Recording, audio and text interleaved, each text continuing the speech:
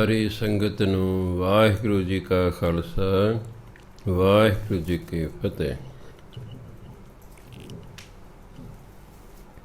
ਸ਼੍ਰੀ ਗੁਰੂ ਗ੍ਰੰਥ ਸਾਹਿਬ ਦੇ ਅੰਗ ਨੰਬਰ 132 ਤੇ ਅੰਗ ਨੰਬਰ 132 ਉੱਪਰੋਂ ਪਹਿਲੀ ਲਾਈਨ 3 ਨੰਬਰ ਤੋਂ ਬਾਅਦ ਅੰਧਕੂਪ ਤੇ ਕੰਢੈ ਚਾੜੇ ਕਰ ਕਿਰਪਾ ਦਾਸ ਨਦਰ ਨਿਹਾਲੇ ਗੁਣ ਗਾਵੇਂ ਪੂਰਨ ਅਬਿਨਾਸ਼ੀ ਕਹਿ ਸੁਣ ਤੋਟ ਨਾ ਆਵਣਿਆ। ਕੂਪ ਹਿੰਦੀ ਦਾ ਸ਼ਬਦ ਹੈ ਖੂਹ, ਜਿਹਨੂੰ ਆਪਾਂ ਪੰਜਾਬੀ ਖੂਹ ਕਹਿੰਦੇ ਹਾਂ, ਉਹਨੂੰ ਹਿੰਦੀ ਕਹਿੰਦੇ ਨੇ ਕੂਪ। ਅੰਧਕੂਪ ਭਾਵ ਇਸ ਅਗਿਆਨਤਾ ਰੂਪੀ ਖੂਹ ਦੇ ਵਿੱਚੋਂ, ਅਗਿਆਨਤਾ ਰੂਪੀ ਖੂਹ ਦੇ ਵਿੱਚੋਂ ਪਰਮਾਤਮਾ ਆਪਣੇ ਦਾਸਾਂ ਨੂੰ ਨਜ਼ਰ ਨਿਹਾਲੇ ਕਿਰਪਾ ਦ੍ਰਿਸ਼ਟੀ ਨਾਲ ਵੇਖਦਾ ਅਤੇ ਉਹਨਾਂ ਨੂੰ ਅਗਿਆਨਤਾ ਦੇ ਖੂਹ ਦੇ ਵਿੱਚੋਂ ਬਾਹਰ ਕੱਢ ਲੈਂਦਾ। ਮਨੁੱਖ ਅਗਿਆਨੀ ਆ, ਇਹਨੂੰ ਪਤਾ ਹੀ ਨਹੀਂ ਕੀ ਕਰਨਾ ਅਤੇ ਕੀ ਨਹੀਂ ਕਰਨਾ। ਈਵਨ ਬਹੁਤ ਪੜ੍ਹਿਆ ਲਿਖਿਆ ਨੂੰ ਵੀ ਨਹੀਂ ਪਤਾ ਕੀ ਕਰਨਾ ਅਤੇ ਕੀ ਨਹੀਂ ਕਰਨਾ। ਪੜ੍ਹਾਈ ਹੋਰ ਚੀਜ਼ ਹੁੰਦੀ ਹੈ, ਸਿਆਣਪ ਹੋਰ ਚੀਜ਼ ਹੁੰਦੀ ਹੈ। ਵੈਸੇ ਵਿੱਦਿਆ ਦਾ ਕੰਮ ਹੈ ਮਨੁੱਖ ਨੂੰ ਸਿਆਣੇ ਬਣਾਉਣਾ,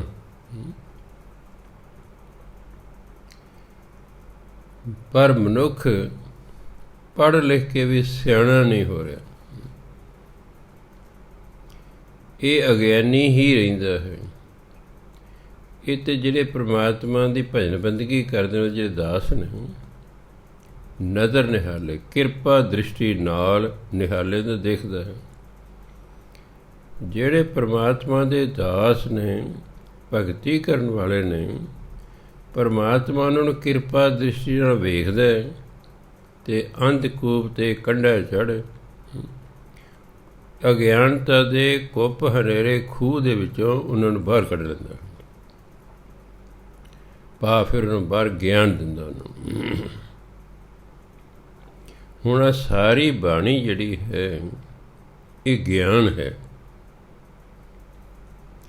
ਮੰਨ ਲਓ ਆਪਾਂ ਬਾਣੀ ਪੜ੍ਹੀਏ ਵੀ, ਬਾਣੀ ਨੂੰ ਗਾਈਏ ਵੀ, ਬਾਣੀ ਦੀ ਕਥਾ ਵੀ ਕਰੀਏ, ਪਰ ਜੇ ਅਸੀਂ ਬਾਣੀ ਅਨੁਸਾਰ ਜੀਵਨ ਨਹੀਂ ਨਾ ਜਿਉਂਦੇ, ਫਿਰ ਅਸੀਂ ਸਿਆਣੇ ਨਹੀਂ ਹੈਗੇ। ਅਸੀਂ ਵਧੀਆ ਪਾਠੀ ਤੇ ਹੋ ਸਕਦੇ ਹਾਂ, ਅਸੀਂ ਵਧੀਆ ਕੀਰਤਨੀ ਤੇ ਹੋ ਸਕਦੇ ਹਾਂ, ਅਸੀਂ ਵਧੀਆ ਕਥਾਕਾਰ ਤੇ ਹੋ ਸਕਦੇ ਹਾਂ, ਪਰ ਜ਼ਰੂਰੀ ਨਹੀਂ ਕਿ ਵਧੀਆ ਪਾਠੀ, ਵਧੀਆ ਕੀਰਤਨੀਆਂ, ਵਧੀਆ ਕਥਾਕਾਰ ਜ਼ਰੂਰ ਵਧੀਆ ਇਨਸਾਨ ਹੋਵੇ। ਇਹ ਜ਼ਰੂਰੀ ਨਹੀਂ। ਉਹੀ ਪਾਠੀ, ਉਹੀ ਕੀਰਤਨੀਆਂ, ਉਹੀ ਕਥਾਕਾਰ, ਉਹੀ ਸਰੋਤਾ ਵਧੀਆ ਬਣਦਾ ਜਿਹੜਾ ਉਸਨੇ ਪੜ੍ਹਿਆ ਜਾਂ ਸੁਣੇ ਉਹਦੇ ਅਨੁਸਾਰ ਜੀਵਨ ਜਿਉਂਦਾ ਹੈ। ਉਹਨੂੰ ਕਹਿੰਦੇ ਨੇ ਸਿਆਣਾ, ਉਹਨੂੰ ਕਹਿੰਦੇ ਨੇ ਵਧੀਆ। ਸੋ ਜਿਸ 'ਤੇ ਪਰਮਾਤਮਾ ਕਿਰਪਾ ਦ੍ਰਿਸ਼ਟੀ ਕਰਕੇ ਦੇਖਦੇ ਨੇ, ਉਹਨੂੰ ਫਿਰ ਇਸ ਅਗਿਆਨਤਾ ਦੇ ਹਨੇਰੇ ਖੂਹ 'ਚੋਂ ਪਰਮਾਤਮਾ ਬਾਹਰ ਕਰ ਲੈਂਦਾ। ਫਿਰ ਉਹ ਕੀ ਕਰਦਾ? ਗੁਣ ਗਾਵਹਿ ਪੂਰਨ ਅਬਿਨਾਸ਼ੀ। ਹੇ ਪੂਰਨ ਪ੍ਰਭੂ, ਹੇ ਅਬਿਨਾਸ਼ੀ ਸਦਾ ਰਹਿਣ ਵਾਲੇ ਪ੍ਰਭੂ, ਉਹ ਫਿਰ ਤੇਰੇ ਗੁਣ ਗਾਉਂਦੇ ਨੇ। ਗੁਣ ਗਾਵੇਂ, ਗੁਣ ਗਾਉਂਦੇ। ਕਹਿ ਸੁਣ ਤੋਟ ਨਾ ਆਵਣੇ। ਉਹ ਤੇਰੇ ਗੁਣਾਂ ਨੂੰ ਕਹਿੰਦੇ ਨੇ, ਤੇਰੇ ਗੁਣਾਂ ਨੂੰ ਸੁਣਦੇ ਨੇ, ਪਰ ਤੇਰੇ ਗੁਣਾਂ 'ਚ ਕੋਈ ਤੋਟ ਭਾਵ ਕਮੀ, ਕੋਈ ਕਮੀ ਨਹੀਂ ਆਉਂਦੀ। ਤੇਰੇ ਗੁਣ ਵਰਣਨ ਕਰਨਾ ਮੁੱਕਦੇ ਨਹੀਂ ਹੈਗੇ। ਤੇਰੇ ਗੁਣਾਂ 'ਚ ਕੋਈ ਕਮੀ ਨਹੀਂ ਆਉਂਦੀ। ਐਥੈ ਓਥੈ ਤੂੰ ਹੈ ਰਖਵਾਲਾ, ਮਾਤ ਗਰਭ ਮਹਿ ਤੁਮ ਹੀ ਪਾਲਾ, ਮਾਇਆ ਅਗਰ ਨਾ ਪੋਹੈ ਤਿਨ ਕੋ, ਰੰਗ ਰਤੇ ਗੁਣ ਗਾਵਣਿਆ। ਇੱਥੇ ਲੋਕ ਵਿੱਚ, ਉੱਥੇ ਪਰਲੋਕ ਵਿੱਚ ਤੂੰ ਹੈ ਰਖਵਾਲਾ। ਇਸ ਜੀਵ ਦੀ ਰੱਖਿਆ ਕਰਨ ਵਾਲਾ ਤੂੰ ਹੀ ਹੈ, ਇੱਥੇ ਵੀ ਤੇ ਉੱਥੇ ਵੀ। ਮਾਤ ਗਰਭ ਮੈਂ ਤੁਮ ਹੀ ਪਾਲਾ, ਜਦੋਂ ਮਨੁੱਖ ਮਾਤਾ ਦੇ ਪੇਟ ਵਿੱਚ ਸੀ, ਹੇ ਪ੍ਰਭੂ ਉੱਥੇ ਵੀ ਤੂੰ ਹੀ ਇਸ ਨੂੰ ਪਾਲਦਾ ਸੀ। ਮਾਇਆ ਅਗਣ ਨ ਪੋਹੈ ਤਿਨ ਕੋ, ਰੰਗ ਰਤੇ ਗੁਣ ਗਾਵਣੇ। ਰੰਗ ਰਤੇ ਜਿਹੜੇ ਤੇਰੇ ਪਿਆਰ ਵਿੱਚ ਰੰਗੇ ਹੋਏ ਹਨ, ਗੁਣ ਗਾਵਣੇ ਜਿਹੜੇ ਤੇਰੇ ਗੁਣ ਗਾਉਂਦੇ ਹਨ। ਮਾਇਆ ਰੂਪੀ ਅਗਨੀ ਉਹਨਾਂ ਦੇ ਨੇੜੇ ਵੀ ਨਹੀਂ ਆ ਸਕਦੇ, ਉਹਨੂੰ ਛੋਹ ਵੀ ਨਹੀਂ ਸਕਦੇ। ਪੋਹ ਹੁੰਦਾ ਛੋਹਣਾ, ਪਰ ਮਾਇਆ ਨੂੰ ਅਗਨੀ ਕਿਹਾ ਹੈ। ਕਿਹੜੀ ਸਵਾਲ ਪੈਦਾ, ਕਿਹੜੀ ਮਾਇਆ? ਉਹ ਮਾਇਆ ਜੋ ਹਰਾਮ ਤਰੀਕੇ ਨਾਲ ਕਮਾਈ, ਗਲਤ ਤਰੀਕੇ ਨਾਲ ਕਮਾਈ ਜਾਂਦੀ ਹੈ, ਉਹਨੂੰ ਅੱਗ ਕਿਹਾ ਹੈ। ਜਿਵੇਂ ਅੱਗ ਬੰਦੇ ਦਾ ਨੁਕਸਾਨ ਕਰਦੀ ਹੈ, ਉਹਨੂੰ ਸਾੜ ਵੀ ਸਕਦੀ ਹੈ, ਇਸ ਤਰ੍ਹਾਂ ਹਰਾਮ ਦੀ ਕਮਾਈ ਮਨੁੱਖ ਦੇ ਆਤਮਿਕ ਤੌਰ 'ਤੇ ਬਹੁਤ ਜ਼ਿਆਦਾ ਨੁਕਸਾਨ ਕਰਦੀ ਹੈ, ਅਤੇ ਉਂਝ ਵੀ ਉਹਦੇ ਲਈ ਵਿਪਤਾ ਦਾ ਕਾਰਨ ਬਣ ਸਕਦੀ ਹੈ। ਸੋ ਜਿਹੜੇ ਤੇਰੇ ਪਿਆਰ ਵਿੱਚ ਰੰਗੇ ਹੋਏ ਹਨ, ਜਿਹੜੇ ਤੇਰੇ ਗੁਣ ਗਾਉਂਦੇ ਹਨ, ਇਹ ਮਾਇਆ ਰੂਪੀ ਅਗਨੀ ਉਹਨਾਂ ਨੂੰ ਛੋਹ ਵੀ ਨਹੀਂ ਸਕਦੀ। ਕਿਆ ਗੁਣ ਤੇਰੇ ਆਖ ਸੰਭਾਲੀ, ਲਲਨ ਬਿਹਾਰੀ ਬਿੰਦੀ। ਕਿਆ ਗੁਣ ਤੇਰੇ, ਜੋ ਤੇਰੇ ਸ਼ਬਦ ਆਏਗਾ ਤਾਂ ਫਿਰ ਦੂਜੇ ਪਾਸੇ ਮੈਂ ਹੋਏਗਾ, ਵੀ ਮੈਂ ਤੇਰੇ ਕਿਹੜੇ ਗੁਣ ਕਹਾਂ। ਕਿਆ ਗੁਣ ਤੇਰੇ ਆਖ ਸੰਭਾਲੀ, ਮਨ ਤਨ ਅੰਤਰ ਤੁਧ ਨਦਰ ਨਿਹਾਲੀ। ਨਿਹਾਲੀ ਲਲਨ ਬਿਹਾਰੀ ਬਿੰਦੀ। ਤੂੰ ਮੇਰਾ ਮੀਤ ਸਾਜਨ ਮੇਰਾ ਸੁਆਮੀ, ਤੁਧ ਬਿਨ ਅਵਰ ਨ ਜਾਣਣਿਆ। ਕਿਆ ਗੁਣ ਤੇਰੇ ਆਖ ਸੰਭਾਲੀ, ਸੰਭਾਲੀ ਮੈਨੇ ਯਾਦ ਕਰਨ। ਹੇ ਪਰਮਾਤਮਾ ਤੇਰੇ ਕਿਹੜੇ ਗੁਣ ਕਹਿ ਕੇ ਤੈਨੂੰ ਯਾਦ ਕਰਾਂ। ਮਨ ਤਨ ਅੰਤਰ ਤੁਧ ਨਜ਼ਰ ਨਿਹਾਲੇ। ਮੈਂ ਤਾਂ ਆਪਣੇ ਮਨ ਵਿੱਚ, ਆਪਣੇ ਤਨ ਵਿੱਚ, ਨਜ਼ਰ ਹੁੰਦਾ ਅੱਖਾਂ, ਅੱਖਾਂ ਨਾਲ ਨਿਹਾਲੀ ਵੇਖਦਾ ਹਾਂ। ਮੈਂ ਤਾਂ ਆਪਣੇ ਅੰਦਰ ਬਾਹਰ ਆਪਣੀਆਂ ਅੱਖਾਂ ਨਾਲ ਤੈਨੂੰ ਹੀ ਵੇਖਦਾ ਹਾਂ। ਤੂੰ ਮੇਰਾ ਮੀਤ ਸਾਜਨ ਮੇਰਾ ਸੁਆਮੀ, ਤੂੰ ਮੇਰਾ ਮਿੱਤਰ ਹੈ, ਤੂੰ ਮੇਰਾ ਸੱਜਣ ਹੈ। ਸੁਆਮੀ ਤੂੰ ਮੇਰਾ ਮਾਲਕ ਹੈ। ਤੁਧ ਬਿਨ ਅਵਰ ਨ ਜਾਣਣਿਆ। ਤੇਰੇ ਤੋਂ ਬਿਨਾਂ ਮੈਂ ਕਿਸੇ ਹੋਰ ਨੂੰ ਤੇਰੇ ਵਰਗਾ ਨਹੀਂ ਜਾਣਦਾ, ਕਿਉਂਕਿ ਤੇਰੇ ਵਰਗਾ ਤੂੰ ਹੀ ਹੈ। ਪਰਮਾਤਮਾ ਵਰਗਾ ਹੋਰ ਕੋਈ ਹੈ ਹੀ ਨਹੀਂ, ਇਸ ਲਈ ਮੈਂ ਹੋਰ ਕਿਸੇ ਨੂੰ ਤੇਰੇ ਵਰਗਾ ਜਾਣਦਾ ਹੀ ਨਹੀਂ। ਜਿਸ ਕੋ ਤੂੰ ਪ੍ਰਭ ਭਇਆ ਸਹਾਈ, ਤਿਸ ਤਤੀ ਵਾਉ ਨ ਲੱਗੈ ਕਾਈ। ਤੂੰ ਸਾਹਿਬ ਸ਼ਰਨ ਸੁਖ ਦਾਤਾ, ਸਤ ਸੰਗਤ ਜਪ ਪ੍ਰਗਟਾਵਣੇ। ਜਿਸ ਕੋ ਤੂੰ ਪ੍ਰਭ ਭਇਆ ਸਹਾਈ, ਹੇ ਪਰਮਾਤਮਾ ਜਿਹਦੀ ਸਹਾਇਤਾ ਤੇ ਤੂੰ ਆ ਜਾਏ, ਤਤੀ ਵਾਉ ਨ ਲੱਗੈ ਕਾਈ। ਵਾਉ ਹਵਾ ਨੂੰ ਕਹਿੰਦੇ, ਉਹਨੂੰ ਤੱਤੀ ਹਵਾ ਨਹੀਂ ਲੱਗ ਸਕਦੀ, ਭਾਵ ਉਹਦਾ ਕੋਈ ਨੁਕਸਾਨ ਨਹੀਂ ਕਰ ਸਕਦਾ। ਹਾਲਾਂਕਿ ਉਹਦਾ ਕੋਈ ਵਾਲ ਨਹੀਂ ਮਿੱਕਾ ਕਰ ਸਕਦਾ, ਭਾਵ ਕੋਈ ਨੁਕਸਾਨ ਨਹੀਂ ਕਰ ਸਕਦਾ। ਹੇ ਪ੍ਰਭੂ ਜਿਸ ਵੱਲ ਤੂੰ ਸਹਾਈ ਹੁੰਦਾ ਹੈ, ਜਿਸ ਦਾ ਤੂੰ ਸਹਾਈ ਹੁੰਦਾ ਹੈ, ਉਹਦਾ ਕੋਈ ਨੁਕਸਾਨ ਨਹੀਂ ਕਰ ਸਕਦਾ। ਤੂੰ ਸਾਹਿਬ ਸ਼ਰਨ ਸੁਖ ਦਾਤਾ, ਤੂੰ ਤੇ ਮਾਲਕ ਹੈ ਸਾਹਿਬ, ਜਿਹੜਾ ਤੇਰੀ ਸ਼ਰਨ 'ਚ ਆ ਜਾਂਦਾ ਹੈ ਸੁਖ ਦਾਤਾ।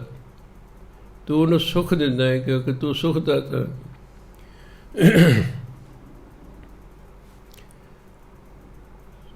ਤੂੰ ਸਾਹਿਬ ਹੈ, ਤੂੰ ਮਾਲਕ ਹੈ, ਤੂੰ ਸੁੱਖਾਂ ਦਾ ਦਾਤਾ ਹੈ, ਤੂੰ ਸ਼ਰਨ ਦੇਣ ਦੇ ਸਮਰੱਥ ਹੈ। ਸਤ ਸੰਗਤ ਜਪ ਪ੍ਰਗਟਾਵਣਿਆ। ਫਿਰ ਜਿਹੜਾ ਤੇਰੀ ਸ਼ਰਨ 'ਚ ਆ ਜਾਂਦਾ ਹੈ, ਜਿਹੜਾ ਤੇਰੀ ਸੰਗਤ 'ਚ ਆ ਜਾਂਦਾ ਹੈ, ਉਹ ਤੇਰਾ ਨਾਮ ਜਪ ਕੇ ਪ੍ਰਗਟਾਵਣਿਆ ਤੈਨੂੰ ਆਪਣੇ ਅੰਦਰੋਂ ਪ੍ਰਗਟ ਕਰ ਲੈਂਦਾ ਹੈ। ਸੋ ਪਰਮਾਤਮਾ ਦਾ ਨਾਮ ਜਪ ਜਪ ਕੇ ਹੀ ਪਰਮਾਤਮਾ ਨੂੰ ਅੰਦਰੋਂ ਪ੍ਰਗਟ ਕੀਤਾ ਜਾ ਸਕਦਾ ਹੈ। ਪਰਮਾਤਮਾ ਸਾਰਿਆਂ ਦੇ ਅੰਦਰ ਹੀ ਬੈਠਾ। ਪਰਮਾਤਮਾ ਨੇ 84 ਲੱਖ ਜੂਨਾਂ ਬਣਾਈਆਂ। ਉਹ 84 ਲੱਖ ਜੂਨਾਂ ਦੇ ਵਿੱਚ ਹੀ ਬੈਠਾ ਹੋਇਆ ਹੈ। ਪਰ 84 ਲੱਖ 'ਚੋਂ ਇੱਕ ਮਨੁੱਖਾ ਜੂਨੀ ਹੈ ਜਿਸ ਦੇ ਵਿੱਚ ਪਰਮਾਤਮਾ ਨੂੰ ਪ੍ਰਗਟ ਕੀਤਾ ਜਾ ਸਕਦਾ ਹੈ। ਬਾਕੀ ਕੋਈ ਜੂਨ ਉਸ ਨੂੰ ਆਪਣੇ ਅੰਦਰੋਂ ਪ੍ਰਗਟ ਨਹੀਂ ਕਰ ਸਕਦੀ, ਕਿਉਂਕਿ ਜਿੰਨੀ ਸੋਝੀ ਇਨਸਾਨ ਨੂੰ ਪਰਮਾਤਮਾ ਨੇ ਦਿੱਤੀ ਹੈ, ਇੰਨੀ ਸੋਝੀ ਹੋਰ ਕਿਸੇ ਜੀਵ ਨੂੰ ਨਹੀਂ ਦਿੱਤੀ। ਪਰਮਾਤਮਾ ਨੇ ਕੁਝ ਚੁਣਵੇਂ ਬੰਦਿਆਂ ਨੂੰ ਆਪਣੇ ਬਾਰੇ ਸੋਝੀ ਦਿੱਤੀ। ਉਹ ਅਵਤਾਰ ਹੋਏ, ਉਹ ਪੈਗੰਬਰ ਹੋਏ, ਉਹ ਗੁਰੂ ਹੋਏ। ਉਹਨਾਂ ਨੇ ਆ ਕੇ ਫਿਰ ਪਰਮਾਤਮਾ ਬਾਰੇ ਲੋਕਾਂ ਨੂੰ ਦੱਸਿਆ। ਇਸ ਤਰ੍ਹਾਂ ਫਿਰ ਜਿਹੜੇ ਸਤ ਸੰਗਤ ਕਰਦੇ ਨੇ, ਨਾਮ ਜਪਣ ਵਾਲਿਆਂ ਦੀ ਸੰਗਤ ਕਰਦੇ ਨੇ, ਉਹ ਨਾਮ ਜਪ ਜਪ ਕੇ ਆਪਣੇ ਅੰਦਰ ਪਰਮਾਤਮਾ ਨੂੰ ਪ੍ਰਗਟ ਕਰ ਲੈਂਦੇ ਹਨ। ਕਿਉਂ ਪਰਮਾਤਮਾ ਹੈ ਤੇ ਸਾਰਿਆਂ ਦੇ ਅੰਦਰ ਹੀ, ਪਰ ਉਹ ਗੁਪਤ ਰੂਪ 'ਚ ਬੈਠਾ। ਜਿਵੇਂ ਸਾਰੀਆਂ ਲੱਕੜੀਆਂ ਦੇ ਵਿੱਚ ਅੱਗ ਹੈ, ਪਰ ਅੱਗ ਗੁਪਤ ਰੂਪ 'ਚ ਹੈ, ਉਹ ਦਿਸਦੀ ਨਹੀਂ। ਜਦੋਂ ਸੰਸਾਰ ਬਣਿਆ, ਪਰਮਾਤਮਾ ਨੇ ਉਦੋਂ ਹੀ ਬਨਸਪਤੀ ਬਣਾਤੀ, ਦਰਖਤ ਵੀ ਬਣਾਤਾ। ਜਦੋਂ ਦਾ ਸੰਸਾਰ ਬਣਿਆ, ਜਦੋਂ ਦੇ ਦਰਖਤ ਬਣੇ ਹਨ, ਉਦੋਂ ਦੀ ਹੀ ਇਸ ਵਿੱਚ ਅੱਗ ਹੈ। ਪਰ ਲੱਖਾਂ ਸਾਲਾਂ ਤੱਕ ਮਨੁੱਖ ਨੂੰ ਪਤਾ ਹੀ ਨਹੀਂ ਲੱਗਾ ਕਿ ਲੱਕੜ ਵਿੱਚ ਅੱਗ ਹੈ। ਅੱਜ ਤੋਂ 10,000 ਸਾਲ ਪਹਿਲਾਂ ਇਹ ਕਿ ਜੰਗਲ ਨੂੰ ਆਪਣੇ ਆਪ ਅਚਾਨਕ ਅੱਗ ਲੱਗ ਗਈ। ਗਰਮੀਆਂ 'ਚ ਕਈ ਵਾਰ ਜੰਗਲ ਨੂੰ ਅੱਗ ਲੱਗਦੀ। ਫਿਰ ਲੋਕਾਂ ਨੂੰ ਪਤਾ ਲੱਗਾ ਵੀ ਇਹ ਤੇ ਦਰਖਤ ਤੇ ਸੜਦੇ ਨੇ, ਇਹਦੇ ਵਿੱਚ ਅੱਗ ਹੈ। ਫਿਰ ਅੱਗ ਦਾ ਪਤਾ ਲੱਗਾ। ਜਿਨ੍ਹਾਂ ਚਿਰ ਅੱਗ ਦਾ ਪਤਾ ਨਹੀਂ ਸੀ ਲੱਗਾ, ਮਨੁੱਖ ਕੱਚਾ ਮਾਸ ਖਾਇਆ ਕਰਦਾ ਸੀ। ਪਸ਼ੂ ਮਾਰਦਾ ਸੀ, ਉਹਨਾਂ ਨੂੰ ਕੱਚੇ ਹੀ ਖਾਂਦਾ ਸੀ। ਅੱਗ ਦੀ ਖੋਜ ਹੋਈ, ਫਿਰ ਦੇਖੋ ਹੁਣ ਭਾਂਤ ਭਾਂਤ ਚੀਜ਼ਾਂ ਆਪਾਂ ਪਕਾ ਪਕਾ ਕੇ ਖਾਂਦੇ ਹਾਂ। ਕਿੰਨਾ ਫਾਇਦਾ ਉਠਾਇਆ। ਇਸ ਤਰ੍ਹਾਂ ਪਰਮਾਤਮਾ ਦੇ ਅੰਦਰ ਹੈ, ਪਰ ਆਪਾਂ ਉਹਨੂੰ ਪ੍ਰਗਟ ਨਹੀਂ ਕਰਦੇ। ਜਿਹੜਾ ਨੂੰ ਪ੍ਰਗਟ ਕਰ ਲੈਂਦਾ, ਜਿਵੇਂ ਅੱਗ ਤੋਂ ਅਨੇਕਾਂ ਲਾਭ ਨੇ ਮਨੁੱਖ ਨੂੰ, ਇਸ ਤਰ੍ਹਾਂ ਜਿਹੜਾ ਪਰਮਾਤਮਾ ਨੂੰ ਆਪਣੇ ਅੰਦਰ ਪ੍ਰਗਟ ਕਰਦਾ, ਉਹਨੂੰ ਅਨੇਕਾਂ ਹੀ ਲਾਭ ਹੋ ਜਾਂਦੇ ਨੇ। ਅਤੇ ਉਹਨੂੰ ਪ੍ਰਗਟ ਕਰਨ ਦਾ ਕੀ ਢੰਗ ਹੈ? ਸਤ ਸੰਗਤ ਦੇ ਵਿੱਚ ਆਉਣਾ, ਉੱਥੇ ਜਿਹੜਾ ਗੁਰਮੰਤਰ ਮਿਲਿਆ ਉਸ ਦਾ ਜਾਪ ਕਰਨਾ ਹੈ। ਇਸ ਤਰ੍ਹਾਂ ਸਮਾਂ ਪਾ ਕੇ ਅੰਦਰੋਂ ਪਰਮਾਤਮਾ ਪ੍ਰਗਟ ਹੋ ਜਾਂਦਾ। ਤੂੰ ਊਚ, ਇਹਨੂੰ ਊਚ ਨਹੀਂ ਪੜ੍ਹਨਾ, ਇਹ ਹਿੰਦੀ ਦਾ ਸ਼ਬਦ ਹੈ, ਜੇ ਹਿੰਦੀ 'ਚ ਹੁੰਦਾ ਊਚ। ਤੂੰ ਊਚ ਅਥਾ ਅਪਾਰ ਅਮੋਲਾ, ਤੂੰ ਸਾਚਾ ਸਾਹਿਬ ਦਾਸ ਤੇਰਾ ਗੋਲਾ। ਤੂੰ ਮੀਰਾ, ਇਹਨੂੰ ਮੀਰਾ ਨਹੀਂ ਪੜ੍ਹ ਦੇਣਾ, ਉਹ ਮੀਰਾ ਬਾਈ ਹੋਈ ਹੈ, ਉਹ ਤਾਂ ਲੇਡੀ ਹੋਈ ਹੈ। ਮੀਰਾ ਬਿਨਾਂ ਬਿੰਦੀ ਤੋਂ ਪੜ੍ਹਨਾ। ਤੂੰ ਮੀਰਾ ਸਾਚੀ ਠੁਕਰਾਈ, ਨਾਨਕ ਬਲ ਬਲ ਜਾ ਬੜਿਆ। ਤੂੰ ਊਚ ਅਥਾ, ਤੂੰ ਬੇਅੰਤ ਉੱਚਾ ਹੈ, ਭਾਵ ਤੂੰ ਬਹੁਤ ਮਹਾਨ ਹੈ। ਅਪਾਰ ਅਮੋਲਾ, ਤੂੰ ਬੇਅੰਤ ਕੀਮਤ ਵਾਲਾ ਹੈ, ਅਮੋਲਕ ਹੈ, ਤੇਰਾ ਕੋਈ ਮੁੱਲ ਪਾ ਹੀ ਨਹੀਂ ਸਕਦਾ ਹੈ। ਤੂੰ ਸਾਚਾ ਸਾਹਿਬ, ਤੂੰ ਸਦਾ ਰਹਿਣ ਵਾਲਾ ਮਾਲਕ ਹੈ, ਸਾਹਿਬ ਮਾਲਕ ਹੈ। ਦਾਸ ਤੇਰਾ ਗੋਲਾ, ਗੋਲਾ ਹੁੰਦਾ ਨੌਕਰ। ਦਾਸ ਗੁਰੂ ਮਾਨ ਕੇ ਮੈਂ ਤਾਂ ਤੇਰਾ ਨੌਕਰ ਹਾਂ, ਗੋਲਾ। ਤੂੰ ਮੀਰਾ, ਤੂੰ ਪਾਤਸ਼ਾਹ ਹੈ, ਸਾਚੀ ਠੁਕਰਾਈ ਤੇਰੀ ਪਾਤਸ਼ਾਹੀ ਸਦਾ ਰਹਿਣ ਵਾਲੀ ਹੈ। ਸਾਚੀ ਸਦਾ ਰਹਿਣ ਵਾਲੀ, ਠੁਕਰਾਈ ਪਾਤਸ਼ਾਹੀ। ਤੂੰ ਪਾਤਸ਼ਾਹ ਹੈ, ਤੇਰੀ ਪਾਤਸ਼ਾਹੀ ਸਦਾ ਰਹਿਣ ਵਾਲੀ ਹੈ।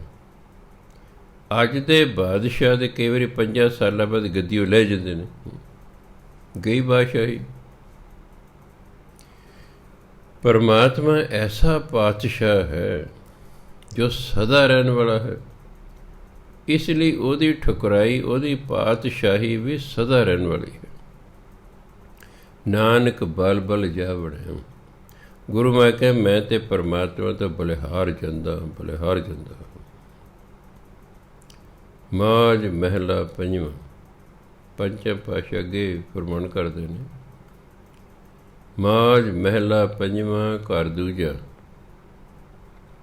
ਨਿਤ ਨਿਤ ਦਈ ਸੰਭਾਲੀਐ। ਧਿਆਨ ਦੇਣਾ, ਇਹ ਦਈ ਦੇ 3 ਸਰੂਪ ਨੇ ਗੁਰਬਾਣੀ 'ਚ। ਜਿਵੇਂ ਨਾਨਕ ਦੇ 3 ਸਰੂਪ ਨੇ, ਇੱਕ ਹੈ ਨੰਨੇ ਨੂੰ ਕੰਨਾ, ਨੰਨਾ ਕੱਕਾ ਨਾਨਕ। ਨੰਨੇ ਨੂੰ ਕੰਨਾ, ਨੰਨਾ ਕੱਕੇ ਨੂੰ ਔਂਕੜ ਨਾਨਕ। ਨੰਨੇ ਨੂੰ ਕੰਨਾ, ਨੰਨਾ ਕੱਕੇ ਨੂੰ ਸਿਹਾਰੀ ਨਾਨਕ।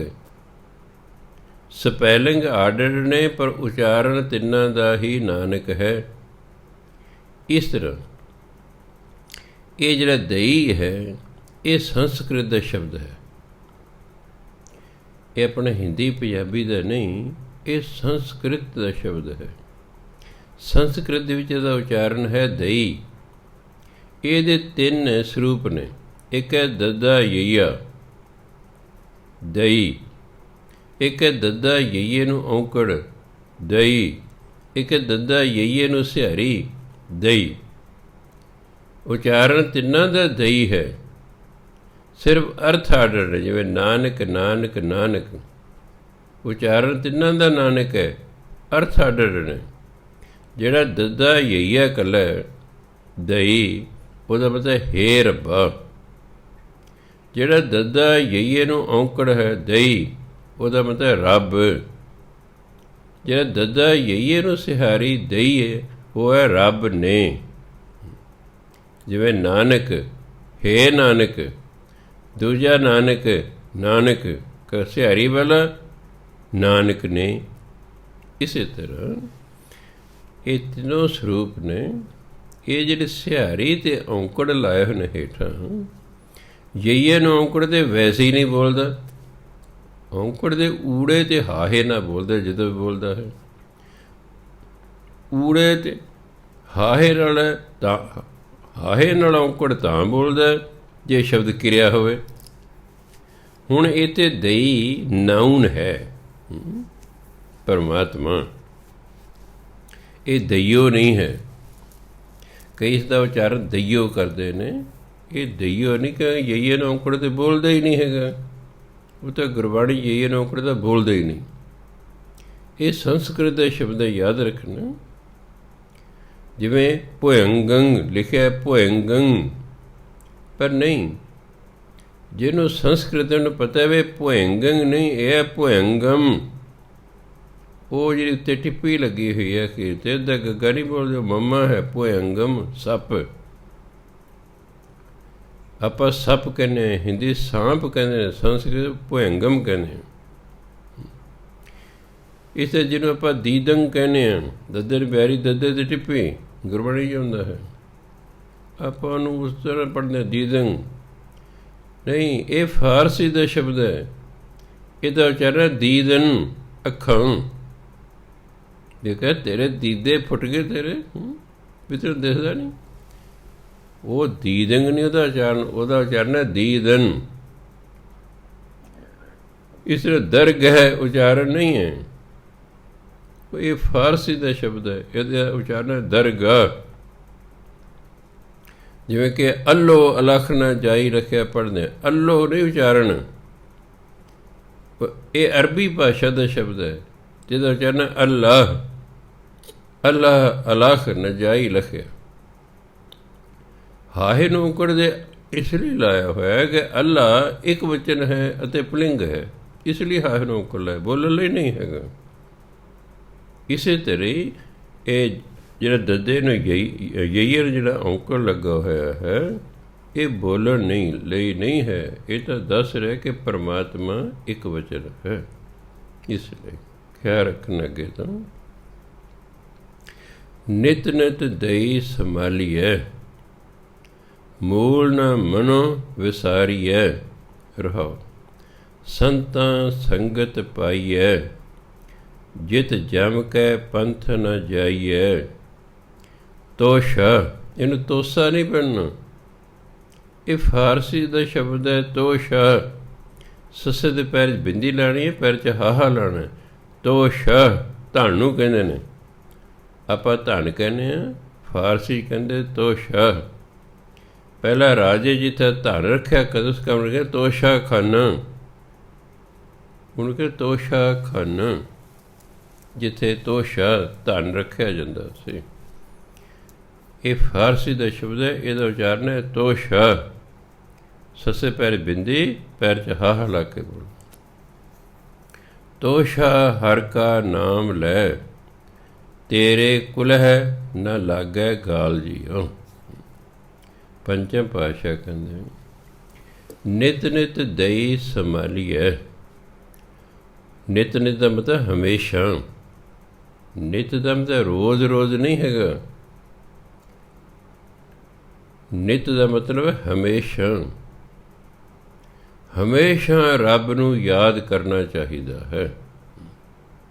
ਸੰਭਾਲਣਾ, ਯਾਦ ਕਰਨਾ, ਹਮੇਸ਼ਾ ਰੱਬ ਨੂੰ ਯਾਦ ਕਰਦੇ ਰਹਿਣਾ ਚਾਹੀਦਾ ਹੈ। ਉੱਠਦਿਆਂ ਬੈਠਦਿਆਂ ਲੇਟਿਆਂ ਕੰਮ ਧੰਦਾ ਕਰਦਿਆਂ ਵਾਹਿਗੁਰੂ ਵਾਹਿਗੁਰੂ ਵਾਹਿਗੁਰੂ ਵਾਹਿਗੁਰੂ ਕਰੀ ਜਾਣਾ। ਜਿਨ੍ਹਾਂ ਨੂੰ ਗੁਰਮੰਤਰ ਨਹੀਂ ਮਿਲਿਆ ਉਹ ਮੂਲ ਮੰਤਰ ਦਾ ਜਾਪ ਕਰਦੇ ਰਹੋ, ਉਹ ਮੂਲ ਮੰਤਰ ਦਾ ਜਾਪ ਕਰ ਸਕਦੇ। ਸੋ ਕਹਿੰਦੇ ਸਦਾ ਹੀ ਮੂਲ ਮੰਤਰ ਦਾ ਜਾਪ ਕਰਨਾ ਵੀ ਰੱਬ ਨੂੰ ਹੀ ਯਾਦ ਕਰਨਾ, ਕਿਉਂਕਿ ਮੂਲ ਮੰਤਰ ਦੇ ਰੱਬ ਦੇ ਗੁਣ ਦੱਸੇ ਨੇ ਵੀ ਰੱਬ ਦੇ ਕੀ ਗੁਣ ਨੇ, ਉਹ ਮੂਲ ਮੰਤਰ ਦੱਸੇ ਹੋਏ ਹਨ। ਸੋ ਚਾਹੇ ਜਿਹੜਾ ਅੰਮ੍ਰਿਤਧਾਰੀ ਹੈ ਉਹ ਚਾਹੇ ਵਾਹਿਗੁਰੂ ਵਾਹਿਗੁਰੂ ਵਾਹਿਗੁਰੂ ਕਰੀ ਜਾਓ, ਚਾਹੇ ਬਾਣੀ ਪੜ੍ਹੀ ਜਾਓ, ਚਾਹੇ ਮੂਲ ਮੰਤਰ ਦਾ ਜਾਪ ਕਰੀ ਜਾਓ, ਇਹ ਤਿੰਨਾਂ ਨਾਲ ਹੀ ਉਹਨੂੰ ਰੱਬ ਮਿਲ ਜਾਣਾ ਹੈ। ਪਰ ਜਿਹੜਾ ਜੇ ਅੰਮ੍ਰਿਤਧਾਰੀ ਨਹੀਂ ਹੈ, ਉਹ ਜਾਂ ਬਾਣੀ ਪੜ੍ਹੋ ਅਤੇ ਜਾਂ ਫਿਰ ਉਹ ਮੂਲ ਮੰਤਰ ਦਾ ਜਾਪ ਕਰਦੇ ਰਹੋ। ਫਿਰ ਜਦੋਂ ਪਰਮਾਤਮਾ ਕਿਰਪਾ ਕਰਦੇ, ਮਨ ਤਿਆਰ ਹੋ ਜਾਏ, ਘਰ ਦੇ ਹਾਲਾਤ ਠੀਕ ਹੋਣ। ਕਈ ਵਾਰੀ ਮੈਂ ਦੇਖਿਆ ਬੀਬੀਆਂ ਅੰਮ੍ਰਿਤ ਛਕਣਾ ਚਾਹੁੰਦੀਆਂ ਨੇ, ਪਰ ਭਾਈ ਮੀਟ ਖਾਂਦੇ ਨੇ, ਸ਼ਰਾਬਾਂ ਪੀਂਦੇ ਨੇ।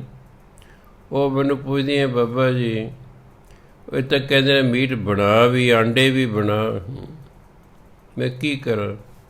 ਮੈਂ ਕੋਈ ਨਹੀਂ ਭਾਈ, ਜੇ ਤੁਸੀਂ ਬਾਣੀ ਪੜ੍ਹਦੇ ਰਹੋ, ਮੂਲ ਮੰਤਰ ਜਾਪ ਕਰਦੇ ਰਹੋ, ਕੀ ਪਤਾ ਕਿਸ ਦਿਨ ਪਰਮਾਤਮਾ ਕਿਰਪਾ ਕਰਦੇ ਉਹ ਇਹ ਸਭ ਕੁਝ ਛੱਡ ਦੇਣ ਅਤੇ ਫਿਰ ਤੁਸੀਂ ਆਪਣਾ ਅੰਮ੍ਰਿਤ ਛਕ ਲਿਓ, ਗੁਰੂ ਵਾਲੇ ਬਣ ਜਾਓ।